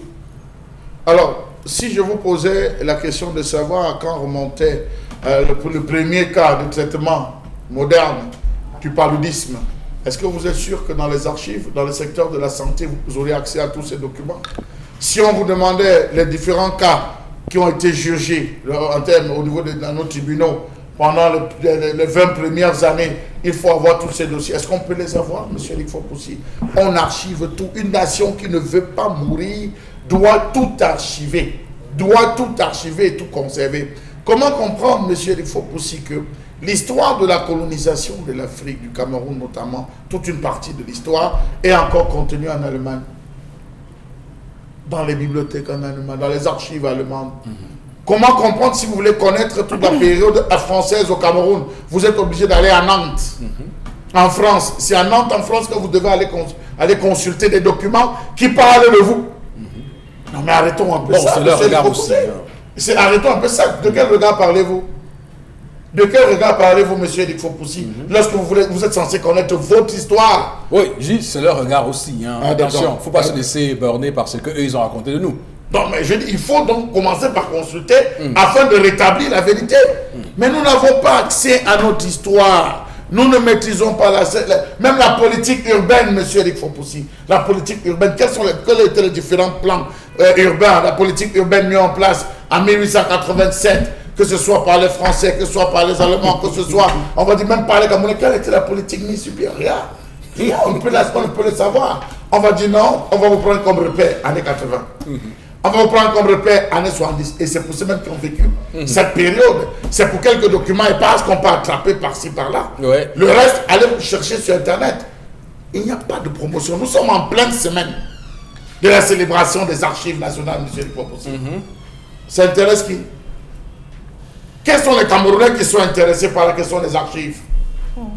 Dans le secteur de la médecine, le secteur du droit, le secteur de l'histoire, dans le domaine du tourisme. Quels sont ceux qui sont intéressés? Non, on a des archives qui se sont fermées. Je vous ai dit que les derniers éléments sont entre 1984, avant le putsch. Après ça, c'est en 2008 qu'on reparle encore des archives nationales. Entre-temps, vous faites un tour dans le ministère, on vous dit qu'on archive. Regardez le long. Combien d'incendies ont attaqué beaucoup de ministères? Qu'est-ce qui est parti? A-t-on seulement fait l'inventaire? La preuve, l'Assemblée nationale elle-même a brûlé. Oui, qu'est-ce qu'on a conservé? Donc je pense que c'est assez grave. Je me suis rendu aux archives nationales, M. Eric Fopoussi. J'ai discuté avec la dame que j'avais trouvée, une dame déjà fatiguée. Je lui ai dit, je suis en train de faire une étude. Je souhaiterais avoir tous les gouvernements, partant d'André-Marie Mbida jusqu'à aujourd'hui. Elle a éclaté de rire. Elle a éclaté de rire. Mais allez fouiller. Allez. D'accord. Le riz, c'était... Alors, tout à l'heure, j'évoquais ici les archives audiovisuelles parce que c'est important aussi d'en parler. Les archives audiovisuelles. Non, mais je veux dire, c'est important d'en parler. Alors, il y a justement un producteur audiovisuel que j'ai rencontré tout récemment, Chalamel, et j'en parlais au sortir du sujet que Florazé avait apporté ici sur les 3 milliards de francs CFA, vous savez, pour refaire les archives nationales. Et je lui demandais, mais est-ce qu'au final, comment on peut faire pour rassembler tous les discours, tous les films de ce qu'on a filmé à l'époque pour que nous puissions les consulter si on veut monter un programme qui souhaite relater un tout petit peu la vie du Cameroun avant l'indépendance. Et donc, il me dit que mais, tu es déjà à ce niveau alors qu'il y a quelques jours, c'est ce qu'il me dit. Quelques jours, j'ai rencontré un responsable qui voulait que je monte un projet d'archivage avec lui de 40 millions de francs CFA. Le responsable en question, qu'on ne citera pas ici, a demandé à ce producteur de mettre 75 millions de francs CFA pour un projet qui coûterait 40 millions. Le Cameroun, c'est terrible. Hein? 40 millions de francs CFA. Alors, une fois que les 75 millions ont été décaissés, le monsieur me dit qu'il n'a plus rien vu du tout. Donc, vous voyez dans quel contexte on vit. Ça veut dire que quand on parle comme ça, Chalamel, les gars disent bon, Equinox a parlé des archivages. Il faut qu'on monte des projets d'archivage, ils consultent des gens et profitent pour se faire plein les poches. Donc, il faut qu'on dise des choses aux Camerounais. À un moment donné, le patriotisme n'est pas une chose qu'on proclame. Lorsqu'on parle des choses sur ce plateau, c'est pour qu'évidemment les lignes bougent et que les choses changent. Pas que les gens profitent pour venir monter des projets foireux pour, comme on le voit, détourner l'argent du pauvre contribuable camerounais. On va s'arrêter là. On va prendre tout de suite la revue des réseaux sociaux. Madame, monsieur, avec vous, Florazé. Alors, pour cette revue des réseaux sociaux, nous avons 3 informations. Et puis la toute première, et il faut pousser, on parle justement de cette session parlementaire, alors que les crises sociopolitiques se multiplient au Cameroun. Toujours pas de point d'inflexion susceptible aussi de changer le cours des choses, parlant des différentes crises. En tout cas, les 2 présidents des 2 chambres parlementaires se sont exprimés. Vous savez, sur la toile, certains ont estimé qu'il y avait comme une nuance de provocation. En tout cas, on a pu ressortir également que le président de l'Assemblée nationale accuse également les puissances étrangères d'ingérence. Et également, il s'abstient de plaider pour l'ouverture aussi du dialogue annoncé par le Premier ministre, notamment sur la crise anglophone. Les 2 présidents partent dès lors du même reste, gardent la même posture, gardent le même cap également par rapport à cette question. Rappelons que la session qui s'est ouverte hier, 10 juin, n'a pas annoncé les couleurs d'un dialogue, d'une implication du Parlement même dans la résolution de la crise anglophone, les crises également liées à Boko Haram et bien d'autres. Donc certains estiment également par rapport à cette ouverture, à cette session qu'il faut utiliser justement, c'est un moyen d'utiliser cette session pour faire parler ou à envoyer un message fort au peuple par rapport aux différentes crises. D'autres également estiment que c'est regrettable que la crise anglophone ne soit pas à l'ordre du jour. Eric Fopoussi, mais plusieurs points en tout cas sont attendus. Voilà, vous savez que la crise anglophone reste au cœur même de notre vie politique. Ne pas en parler également, ça crée le buzz sur la toile. D'accord. Alors, je rappelle qu'il y a 2 camarades du président de l'Assemblée nationale, donc du RDPC, qui ont tensé le PAN qu'avec Djibril. Il y a des propos qui sont rapportés concernant Maître Pensi, qui semble ne pas être tout à fait sur cette même ligne et qui estime, tout comme Saint-Éloi Bidon, de faire en sorte que l'on puisse évidemment, bon, je paraphrase, enlever le PAN actuel de son poste. Voilà. Donc, vous voyez qu'il y a quand même des sons dissonants. Première chose, c'est quand même terrible que l'on fasse une rentrée parlementaire de juin et qu'on ne prononce pas et qu'on ne dise pas un seul petit mot sur le scandale de l'organisation de la CAN 2019. On sait combien les Camerounais ont été meurtris par cette situation. On parle de 640 milliards de francs CFA de marché gré à gré. On aurait bien voulu que le Parlement camerounais assume son rôle de pouvoir législatif et fait le contrôle de l'action gouvernementale en menant une enquête sur cette question. Malheureusement, ça n'a pas été fait. On parle également de conspirateurs internationaux. Là encore, on va avoir un discours souverainiste. avec la part du Cameroun, un discours panafricaniste de circonstance, un discours nationaliste, on va le dire, dilué, alors même qu'on sait très bien que les velléités sécessionnistes ont commencé au Cameroun à l'aube même de l'État fédéral et que ce n'est pas aujourd'hui qu'on a eu des gens dans ces parties du pays qui ont imaginé qu'ils voulaient avoir leur État. Donc il faut qu'on prenne en compte cette situation et on voit très bien qu'avec un tel discours, on est en train de dire qu'il n'y a pas de problème anglophone et que ceux qui actuellement subissent au nord-ouest et au sud-ouest ne sont que des petits pantins, ne sont que des petits idiots qu'on instrumentalise et qui ne savent pas qui ne savent pas ce qui est bien pour eux. Donc voilà. Bon, Robingan, quel est votre... comment vous avez d'abord accueilli ces propos du PAN, le président de l'Assemblée nationale? Non, je pense que le PAN nous a montré que les députés ne sont pas les représentants du peuple. Et je me suis rappelé du livre du professeur John Moulé quand il était à l'Assemblée, quand il a terminé son mandat, il a écrit un livre, le député de la nation. Je pense qu'ils ne sont pas, le président de l'Assemblée nationale a montré qu'ils ne sont pas les députés de la nation. C'est l'idée qui m'est venue à l'esprit, parce que représentant du peuple, ça veut dire qu'en fait, il l'a vu, il sait que son discours doit refléter même la configuration du bureau. Quand on vous dit le bureau de l'Assemblée représente les partis qui y sont. Donc même cette diversité, ça veut dire que les députés qui sont venus dans le nord-ouest, sud-ouest, qui font partie de ce bureau-là, ils ne les consultent pas. Les députés qui viennent de nord, de l'extrême, ils ne les consultent pas. Donc, c'est ce que ça veut dire. Bon, en fait, c'est quand même un parlement monocolore, on va dire, presque. Oui, mais ses propres camarades qui sont élus dans le nord-ouest, ils ne les consultent pas. Mais que vont-ils dire puisque le parti a une discipline? Ils ne vont pas aller à l'encontre de la discipline du parti. Voilà, c'est par ricochet. Donc, ça veut dire que ceux qui nous gouvernent, ils nous montrent encore que le Parlement camerounais n'a pas de pouvoir. Il attend, il relaye le discours de l'exécutif. Parce qu'il a dit quelque part qu'il se félicite de l'engagement pris par le chef de l'État et du gouvernement qui travaille inlassablement pour le retour à la paix dans le nord-ouest et le sud-ouest. Que tout le monde sait que ce n'est pas vrai. Que le gouvernement, le président de la République, justement, ne travaille pas inlassablement pour le retour à la paix. Et il dit, parce que là aussi, il refuse de nous dire que le Cameroun est sous assistance alimentaire par le programme alimentaire mondial, le PAM, qui nous donne la nourriture, comme c'était le cas en Éthiopie dans les années 80. Mais pourquoi on nous le cache?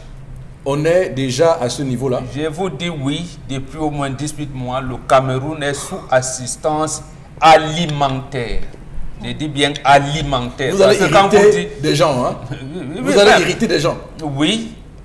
Apparemment, je vous fais des fériés ici quand il y a les fêtes de tout ça, des religieux.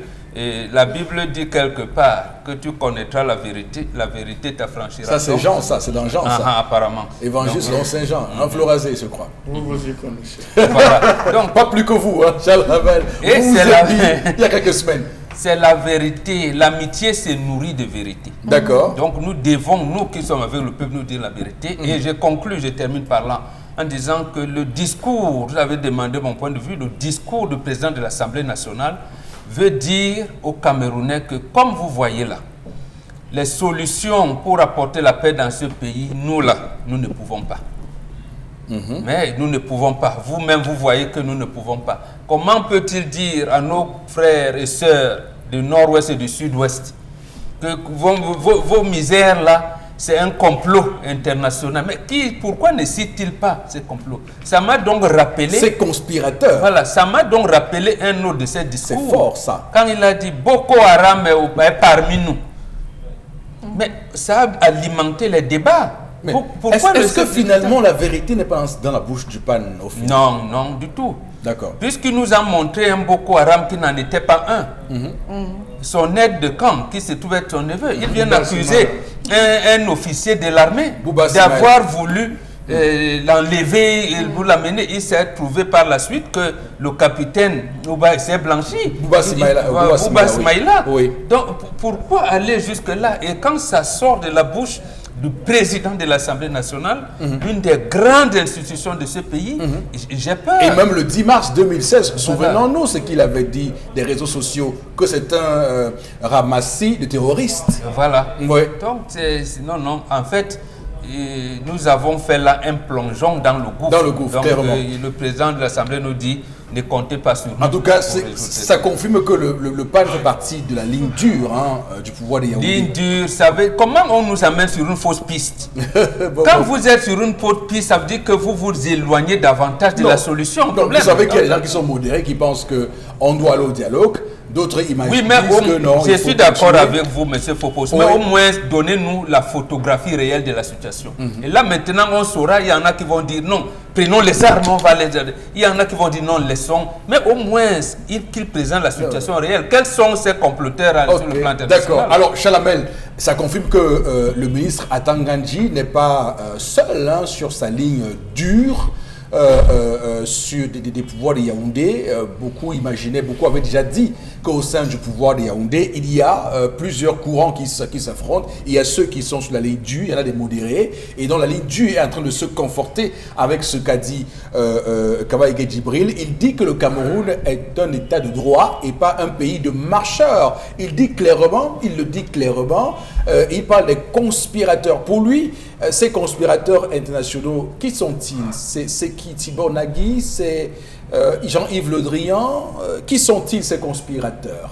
Je pense, M. Eric Fopoussi, que vous devez poser la question à M. Niat, au président du Sénat, qui s'est levé en oubliant qu'il était président du chambre. Il a rédigé un communiqué sans avoir consulté et a présenté. Donc, rappelez-vous, M. Le Parlement européen. Oui, le Parlement européen. Rappelez-vous, M. Eric Fopoussi, que moi, je vous avais dit ça lorsque le SDF avait organisé le blackout. L'opération Blocus. Blocus. Oui. Vous vous souvenez, après qu'il y a eu ces échauffourées, les membres du SDF, les parlementaires du SDF étaient à l'extérieur, on les avait, l'opération Blocus, on les avait retenus à l'intérieur. Le président de l'Assemblée nationale avait dit, il avait pris la parole en disant: j'estime que ceux qui sont dans la salle en ce moment sont ceux qui ont choisi de servir le président bien. Ça n'a pas choqué les gens. Ça n'a pas blessé les membres des autres partis, les parlementaires des autres partis politiques présents. C'est passé comme une lettre à la poste. Alors vous voulez qu'on vous dise quoi aujourd'hui, M. Rifopoussi? Il a dit devant tous les autres parlementaires, ministre du SDF, que j'estime que ceux qui sont là sont ceux. Je suis content que ceux qui sont ceux qui ont choisi de servir le président bien. Donc vous vous rendez compte que c'est vrai qu'il y a une majorité obèse, mais ça aurait quand même provoqué quelques réactions au sein de l'Assemblée. Que non. C'est passé comme des dans la cause. Alors si aujourd'hui vous vous rendez compte qu'on occulte, c'est pas aujourd'hui qu'on soulève la question de la crise anglophone au niveau du Parlement. Ce n'est pas aujourd'hui qu'on a espoir que ce dossier. Rappelez-vous que cette opération Blocus, on avait fait des promesses qu'on va voir dans quelle mesure on va aborder la question de la crise anglophone. Même survolé n'a jamais été. Donc ça suppose que, et je rejoins Bonbon, que ça ne fait pas partie de la priorité parce qu'ils savent que ils ne peuvent pas, monsieur le D'accord. Okay. Mais qu'ils respectent aussi cette voix de ces sénateurs et maires SDF qui ont dit qu'il faut un gouvernement de transition pour régler cette question. Très bien. Alors, je voudrais ajouter qu'en 2016, l'honorable Joseph Wirba avait d'ailleurs fait une tribune où il tensait clairement l'action de l'État dans cette partie du pays. Il décrivait la situation. À l'époque, lui parlant à l'Assemblée nationale, on n'a pas écouté. Le PAN ne l'a pas écouté à l'époque. Aujourd'hui, l'honorable Wirba, il est réfugié au Royaume-Uni et parce qu'il a subi des menaces comme quoi la situation est très grave. On aurait attendu que les députés qui sont, comme vous l'avez dit, Bobo Bengan, les représentants du peuple, puissent aller enquêter sur le terrain pour s'enquérir de la situation et demander au gouvernement des comptes. Comment avez-vous réglé cette situation? Malheureusement, on se rend compte et on commence à donner raison à ceux qui pensent que le Parlement camerounais reste une chambre d'enregistrement. Elle est trop inféodée, elle est trop soumise à l'exécutif, alors que dans un contexte, dans un registre de séparation des pouvoirs, on pouvait s'attendre au moins quand même à une forme de petite résistance pour faire éclater la vérité. Malheureusement, ce n'est pas le cas avec les propos du PANIA qui entérine justement cette thèse-là. Alors, je voudrais aussi quand même, permettez-moi de le faire ce matin, je voudrais quand même dénoncer ce matin les petites guéguerres qu'il y a au sein du RDPC, parce que beaucoup peut-être ne sont pas très contents que le PAN soit à ce poste-là et créent des discours dissonants sur son niveau académique, son niveau scolaire, et pourtant il n'en est rien. On peut avoir un petit niveau scolaire, on peut avoir juste le CPE ou le CEP et être un très bon homme politique. L'histoire nous montre des gens comme ça. Oui, absolument. Oui.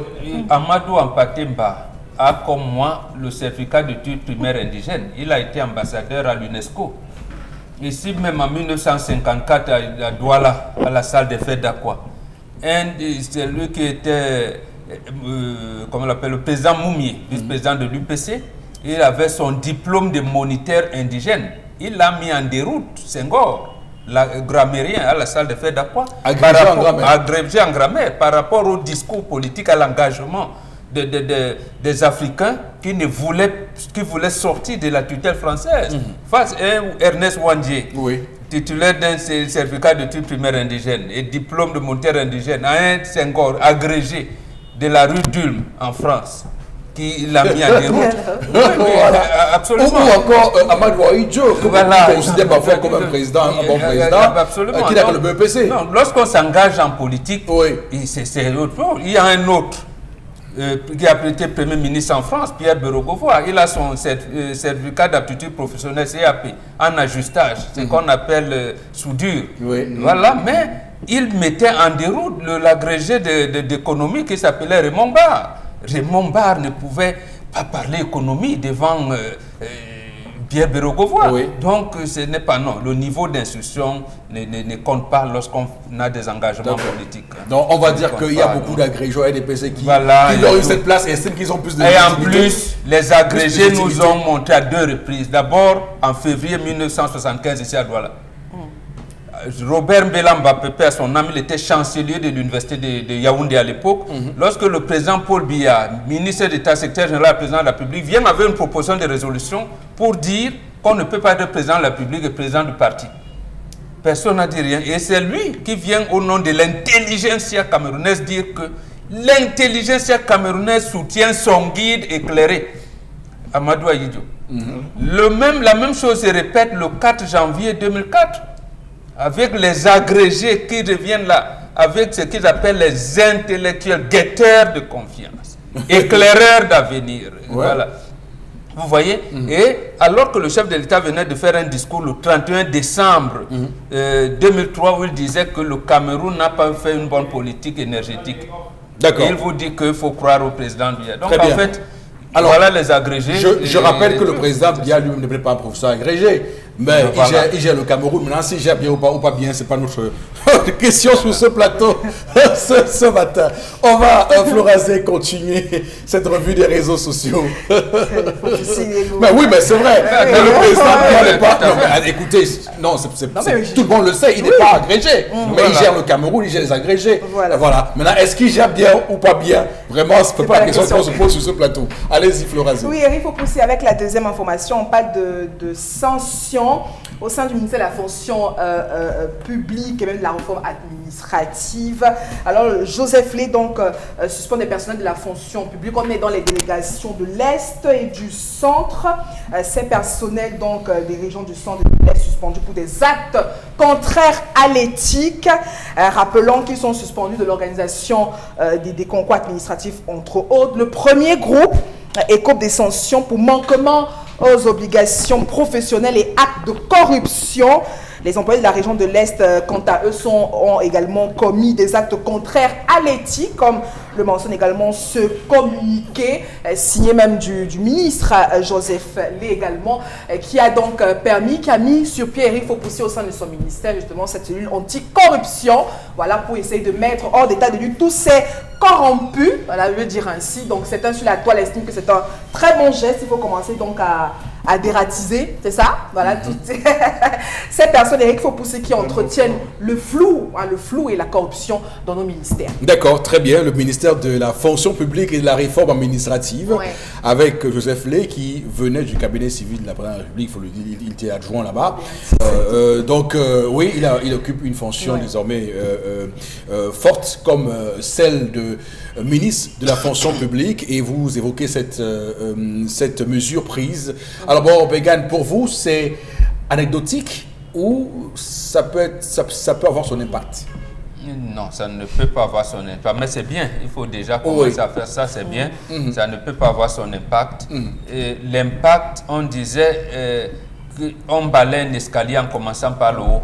Quand il y a d'abord ce problème des enseignants sortis de l'école normale supérieure, sont-ils intégrés ou pas? Ils ont fait 5 ans.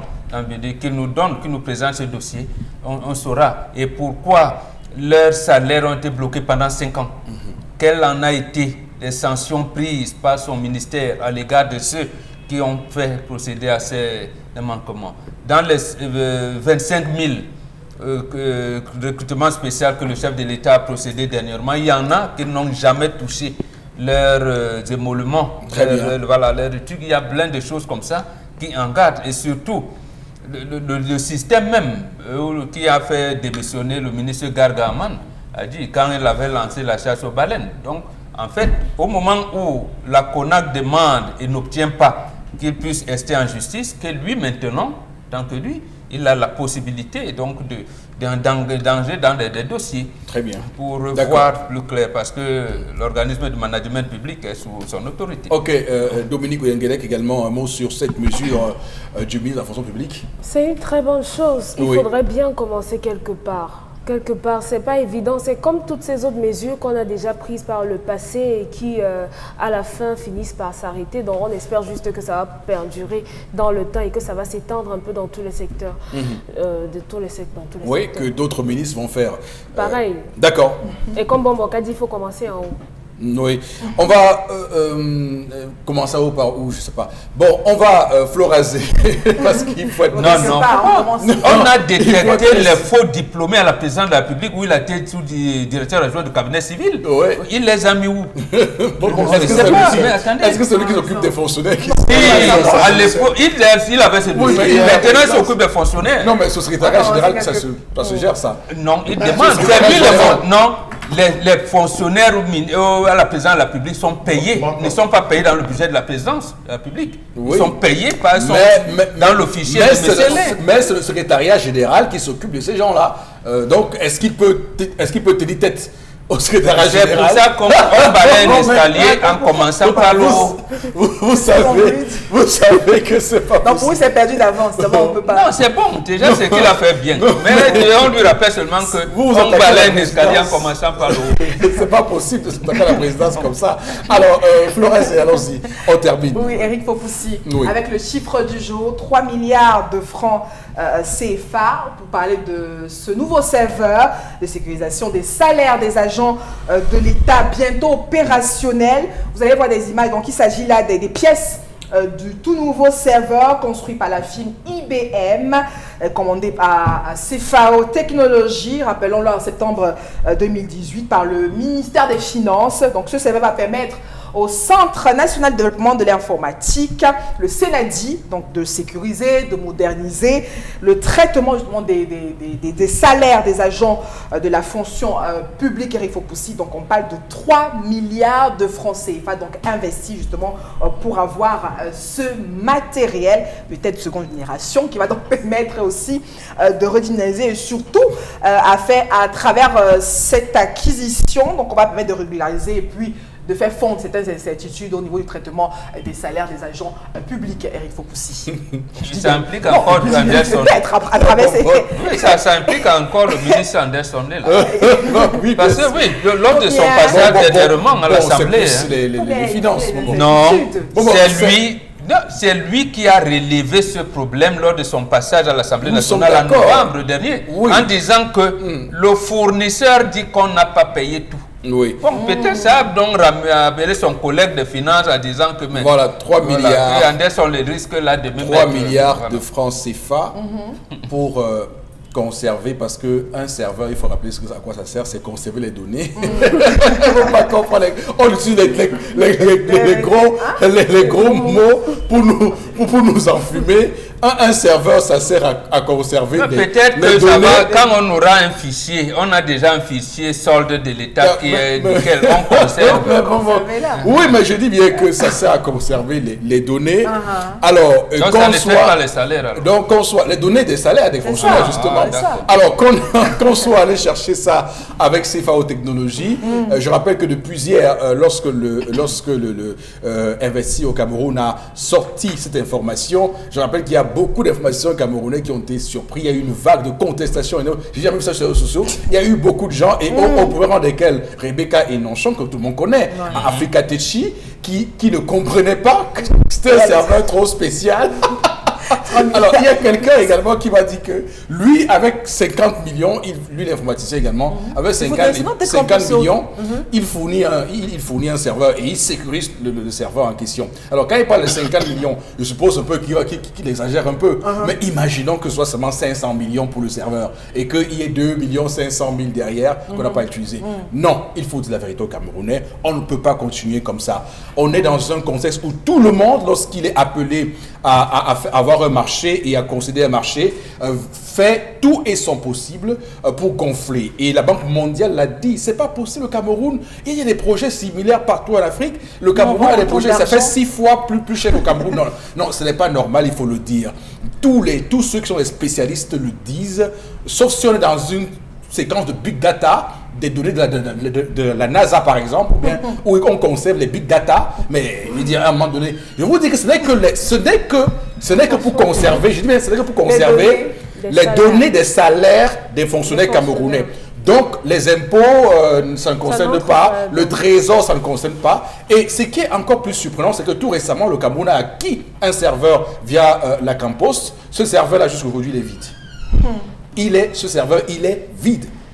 Donc, il y a quand même des choses qu'il faut dire au Camerounais. Bon, oui, moi, je vais emprunter l'interrogation de Charles Hamel. Je m'interroge. Oui. Le chef de l'État a dit qu'il veut industrialiser le pays.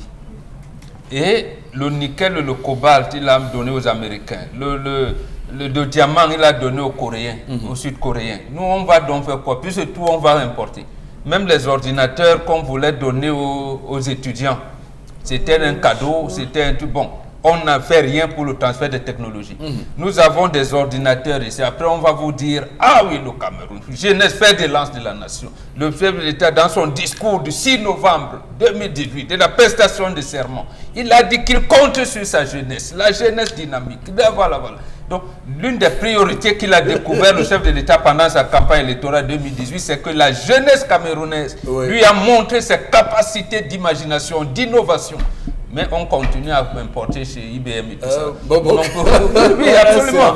Mais, à 3 milliards. Regardez comment Bourguiba a fait. Lorsqu'il a pris la Tunisie, indépendant en 1957, il n'avait que le tourisme. Il dit, vous qui sortez des écoles des ingénieurs, 3 en génie civil, vous vous regroupez, il vous dit, vous êtes exonérés des tâches pendant 5 ans. Mais vous avez l'obligation de recruter vos jeunes camarades qui sortent des écoles là, et recruter les gens. Pendant 5 ans, vous ne payez pas d'impôts. Mais d'autorité, l'État leur donnait des marchés. D'accord. On vous dit, vous allez suivre les Français ici, les Allemands là-bas. Mais pourquoi on ne peut pas le faire ici? Chez nous. Alors, je rappelle que 3 milliards, c'est 1000 millions 3 fois. Parce que ne comprennent pas trop ce que c'est. C'est 1000 millions.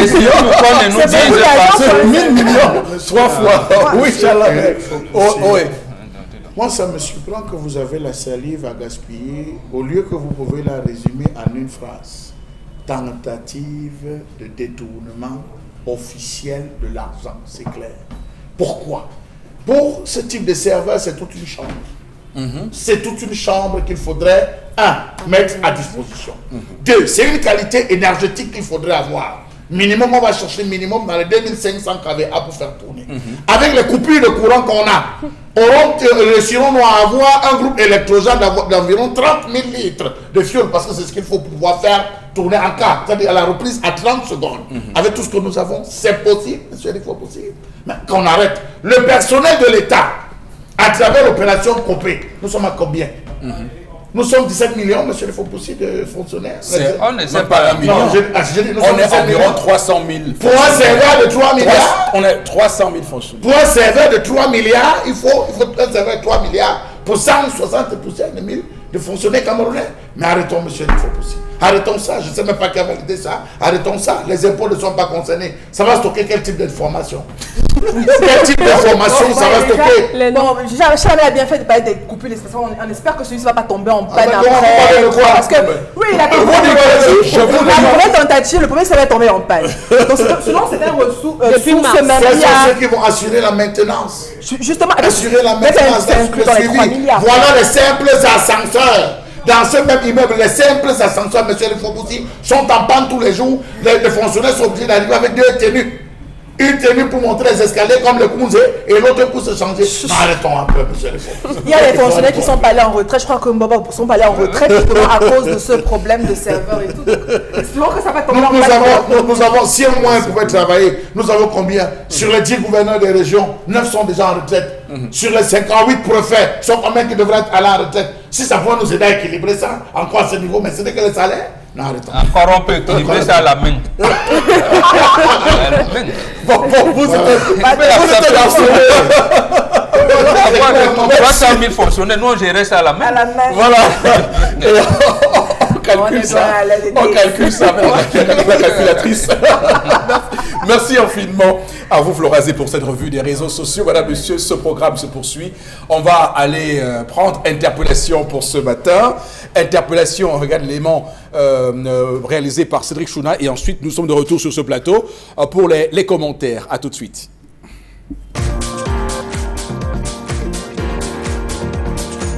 Pour le progrès de ce pays, il faudrait que tout le gouvernement mette les choses en place et voie un peu comment faire pour le pays, parce que le pays va mal.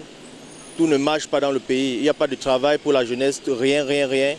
Et tout ce que le gouvernement a mis en place comme travaux, ça ne marche pas, que ce soit les routes, que ce soit je ne sais pas quelle société c'est qui fait dans les trucs de drain au niveau des cours d'eau là.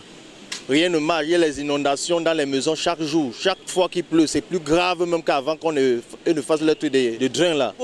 Makepe Moussoke, Aquanon, tous les mamans pleurent. Les maisons, s'il pleut dans la nuit, vous allez trouver les mamans en train de porter les matelas. Les enfants dorment sur les voitures, au-dessus des voitures. Les gens sont en train de dormir dans les voitures, laisser les maisons parce que les maisons sont inondées, tout ça. Ça ne va pas avec tout ce problème-là. Le drain qu'on est en train de dire que c'est quelle société qu'on a mis en place pour faire ce travail-là. Le travail est mal fait. Avant même qu'on ne fasse ce travail-là, les maisons n'étaient pas inondées comme maintenant. Maintenant, c'est plus inondé même qu'avant. Nous, on ne comprend pas. Moi, je parle comme ça parce que moi-même, quand je regarde ces mamans-là, les mamans qui pleurent, ça me fait mal pour mon pays comme le Cameroun. Ce n'est pas normal pour un pays comme ça, un pays qui est reconnu dans tout le monde entier. Ce n'est pas bon. Ça montre un mauvais visage du pays.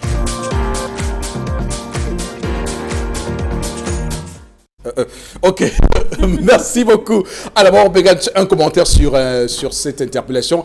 Et il parle de drain. Je disais qu'il y a un drain là, ici à Bessengue, qui ne ressemble à rien. Hein. Mais allez-y, bon, justement, oui. La société Andrade, la société brésilienne, a commencé à faire les drains à Bali et en Comondo en 1992.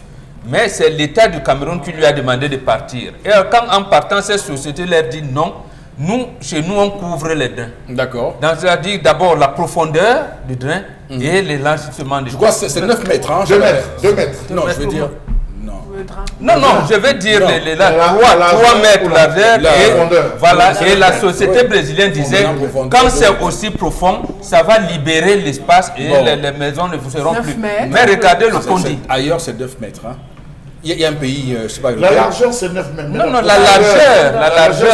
La profondeur, voilà, oui, bien sûr, je dis, mais non, la largeur, justement. C'est 3 trous pour que les 2 mètres, c'est quoi? C'est 2 petits. Parce que la circulation. C'est 2 mètres, non? Oui. Parce qu'au côté des drains, les voitures peuvent circuler. Et on les couvre. Mais regardez le Condi. Le Condi est en train, comme disait le nôtre compatriote, c'est en train de dire non, vous appelez ça drain au caniveau. C'est une rigole. C'est une rigole. À la suite de Bamboque, c'est de la poudre de perlimpinpin qu'on a jeté aux yeux des Camerounais. Allez au niveau de Génie. Sur l'axe du Génie, regardez ce qu'ils sont en train de faire là-bas comme un drain. Allez au niveau de Condi, vous voyez ce qu'ils font comme un drain. Allez au niveau de Grand Moulin. Allez à Missoké.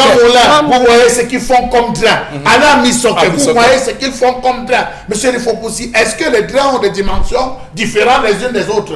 Il y a des drains qui sont déjà en train de se boucher, qui sont déjà remplis par le plastique. Vous vous demandez, mais ça part d'où? Ça arrive comment? Ça se fait comment? Vous avez les enfants, monsieur Rifopoussi, à Nebel, au niveau de, comment on appelle, le quartier de Nilon, je pense bien, à Souboum. Vous avez des enfants qui sont dans les draps, ils ressortent. C'est ça le drap, monsieur Rifopoussi. Ça n'a rien à voir. C'est des rigoles. Merci, on va s'arrêter là pour ce matin. Mais avant de s'arrêter, j'ai quand même un petit coup de gueule. Parce qu'il y a le carrefour Rond-Point Petit Pays à Baképé. Depuis quelques jours, depuis le retour des pluies, il y a toute une mare, un océan qui se crée là-bas. Juste pour ceux qui viennent de Rampoulin. Donc quand il pleut là-bas, il y a une mare d'eau. Mais c'est terrible. Je ne sais pas comment on peut réussir à faire que le dragage fasse en sorte que les eaux qui viennent de partout puissent s'évacuer facilement. Parce que ces eaux-là prennent complètement. Alors qu'avant, il n'y a pas d'eau là-bas. Avant, c'était... Que la personne qui a détourné l'argent pour faire le deuxième côté, parce qu'on empêchait, il ne fallait pas casser une station-service, donne l'autorisation qu'on refasse la route de ce côté. Parce que ça ne va toujours pas aussi, en plus de votre coup de gueule. Et il y a des nids de poules qui se sont fabriqués de ce Ou alors le délégué du gouvernement va organiser un culte œcuménique. D'accord. Ok. Merci. On va s'arrêter là. Consti Lamine est au plateau B pour nous faire le concept Salaka. Consti, bonjour. Oui, bonjour Eric, bonjour à tous les clients du concept Salaka. Nous nous installons encore ce matin pour vous vendre des articles de qualité à des prix vraiment dérisoires. Alors j'attire votre attention, chers téléspectateurs, on devrait s'équiper, on devrait avoir des articles de qualité. Alors soyez prudents quand vous faites des achats. Que vous soyez à Yaoundé, à Garoua, en Gandéré, en Gueule-Mandouka, le concept Salaka vous livre à domicile. Donc ne vous inquiétez surtout pas. Il vous suffit tout simplement d'appeler sur nos numéros de téléphone qui vont s'afficher à l'instant au bas de l'écran. Alors, appelez à ce numéro de téléphone et bénéficiez des prix les plus bas sur nos articles. Nous allons tout de suite commencer la vente de ce matin par un tapis de qualité supérieure d'origine turque. Vous l'avez à 19 000 francs. Bien entendu, voilà, un tapis à 19 000. Vous voyez bien que ce tapis coûtait plus de 19 000. On a barré l'ancien prix pour mettre 19 000 francs. C'est une réduction spéciale. À côté, bien sûr, du tapis de 19 000, on a bien entendu un magnifique robot mixeur Double. C'est un robot mixeur neuf dans le carton avec garantie. On peut écraser les fruits, on peut écraser les condiments secs, on peut écraser les condiments mouillés. Alors, même les arachides pour faire le ndolé, ce robot mixeur est adapté pour cela. Vous l'avez à 11 500 francs. Du côté, bien sûr, du magasin 1001 tapis. À côté, bien sûr, de ce robot mixeur de 11 500, on a un fer à vapeur moyen. Vous l'avez à 7 000 francs. C'est un fer à vapeur de qualité supérieure. Il repasse même à distance. C'est un fer à vapeur. Dès qu'il a touché le vêtement commence déjà à être repassé. Vous l'avez à 7 000 francs. Du côté, bien sûr, du magasin 1001 tapis à Aqua, en face le palais d'Ika. On a également des laptops de qualité supérieure avec 1 giga de RAM, processeur 1.7, salle Wi-Fi, lecteur DVD. Au lieu de 60 000 francs, vous l'avez à 49 000. Ce magnifique laptop Pentium M. Je n'ai pas dit le Pentium 4, le Pentium 3, vous l'avez à 49 000 francs. Le stock est en train de s'épuiser. Ceux qui n'ont pas assez d'argent, nous acceptons les avances au magasin 1001 tapis. Laptop à 49 000. À côté, bien sûr, de ce laptop, vous avez des rallonges. Question de connecter vos appareils. Vous avez des magnifiques rallonges d'origine. Au lieu de 5 000 francs, nous vous les donnons à 4 500 et nous vous donnons 6 mois de garantie sur nos articles, notamment les rallonges et le reste des articles. 4 500 francs, une rallonge d'origine avec un fil solide pour brancher vos appareils. Achetez des rallonges de qualité au magasin 1001 tapis en face le Palais d'Ika. Nous sommes à Aqua. Des woofers, au lieu de 20 000, vous les avez à 18 000. Ces woofers, vous les retrouverez déjà ailleurs à plus de 30 000 francs, mais nous vous les vendons à 20 000. Et en plus de 20 000, on donne encore la réduction spéciale de 18 000 francs. On peut connecter la radio, la clé USB, la carte mémoire. C'est neuf dans le carton et ça a un son laser et numérique. Alors à côté de des woofers, vous avez également des ordinateurs complets à 42 500 francs, des ordinateurs de bureau avec 80 Go de disque dur, 2 Go de RAM, écran plat 17 pouces, lecteur DVD. Au lieu de 45 000 prix de promotion, nous vous les donnons à 42 500 francs. Vous avez encore quelques jours de réduction. Le grand robot mixeur 2 bols avec un bol à eau qui a 6 lames et un bol à sec qui a 4 lames. Je rappelle que le bol à eau a un tamis qui vous permet de tamiser vos jus de fruits et vos condiments. Vous l'avez à 19 000 francs au lieu de 20 000 du côté bien sûr du magasin 1001 tapis. C'est neuf dans le carton avec garantie assurée. Nous sommes situés à Aqua en face du Palais d'Ika. La grande nouveauté au magasin 1001 tapis, de l'eau potable, de l'eau filtrée. Oh là là là là là là. Regardez la jeune dame, rien que son sourire avec son verre donne l'envie d'avoir le filtre Maya. Vous l'avez à 55 000. Je rappelle que ce filtre coûte normalement 85 000 francs, mais on le fait en promotion à 85 000 avec installation gratuite au magasin 1001 tapis, le point de vente de ce filtre de marque Maya d'origine canadienne. C'est neuf dans le carton. À côté bien sûr de ce filtre, on a des régulateurs de tension numérique. Vous les avez à partir de 16 000. Et je rappelle qu'au concept Salaka, on ne dépend pas, mais on remplace. Donc, n'hésitez surtout pas. La suite nous conduit directement à une bouilloire à 7 000 du côté, bien sûr, du magasin 1001 tapis en plein cœur d'Aqua. La suite également, c'est avec également des laptops Core i5 des fers à repasser à 12 500. Des laptops Core i5, vous les avez à 120 000. Des imprimantes HP, des imprimantes Canon, vous les avez à 34 000 francs, des imprimantes neuves dans le carton. Donc, chers téléspectateurs, n'hésitez surtout pas, profitez de la promotion, venez au magasin 1001 tapis à Aqua, en face du Palais d'Ika, et achetez des filtres à 55 000 francs, des fers à repasser à 7 000, des robots mixeurs à 11 500. Ça se passe à Aqua et nulle part avec le concept Salaka. Merci beaucoup et n'oubliez pas, livraison à tous les clients, garantie et service après-vente assuré chez nous. Merci beaucoup. Merci infiniment, mon très cher Constilamine. On va, madame, monsieur, basculer avec Florazé, prendre quelques messages pour sortir de ce programme. Et je rappelle que d'ailleurs, de nombreuses personnes continuent de nous envoyer des messages. Il y a des techniciens qui disent qu'avec 1/10 de 3 milliards, on peut suffisamment acheter un forfait de 10 ans sur un serveur bien plus sécurisé. Ou bien qu'avec ce montant, on peut financer des Camerounais, des chercheurs qui puissent mettre en place un serveur bien à nous de ce niveau-là. Donc voilà, donc on va dire qu'il y a des Camerounais qui proposent ce qu'on peut faire avec 3 milliards de francs CFA. Florazé. Alors, une autre réaction, pour avoir passé 2 années dans les services informatiques d'une entreprise de télécom de la place, je vous dis que cette action est semblable au don des ordinateurs. Ces serveurs sont désuets. C'est encore un détournement à ciel ouvert. Donc, mon pauvre pays. Donc, c'est un connaisseur professionnel, en tout cas informatique, qui réagit. Oui, qui réagit ce matin. Par rapport au discours du président, par rapport au discours du PAN, je pense que le gouvernement refuse tout simplement de régler le problème anglophone. Comment ils ressentent on nous cache toute la vérité, nous les connaissons déjà, ils parlent d'une ingérence étrangère, pourtant ce sont eux qui font signe de tests internationaux concernant les droits de l'homme et puis tout simplement de faire une loi contraire à cela. À quoi s'attendent-ils?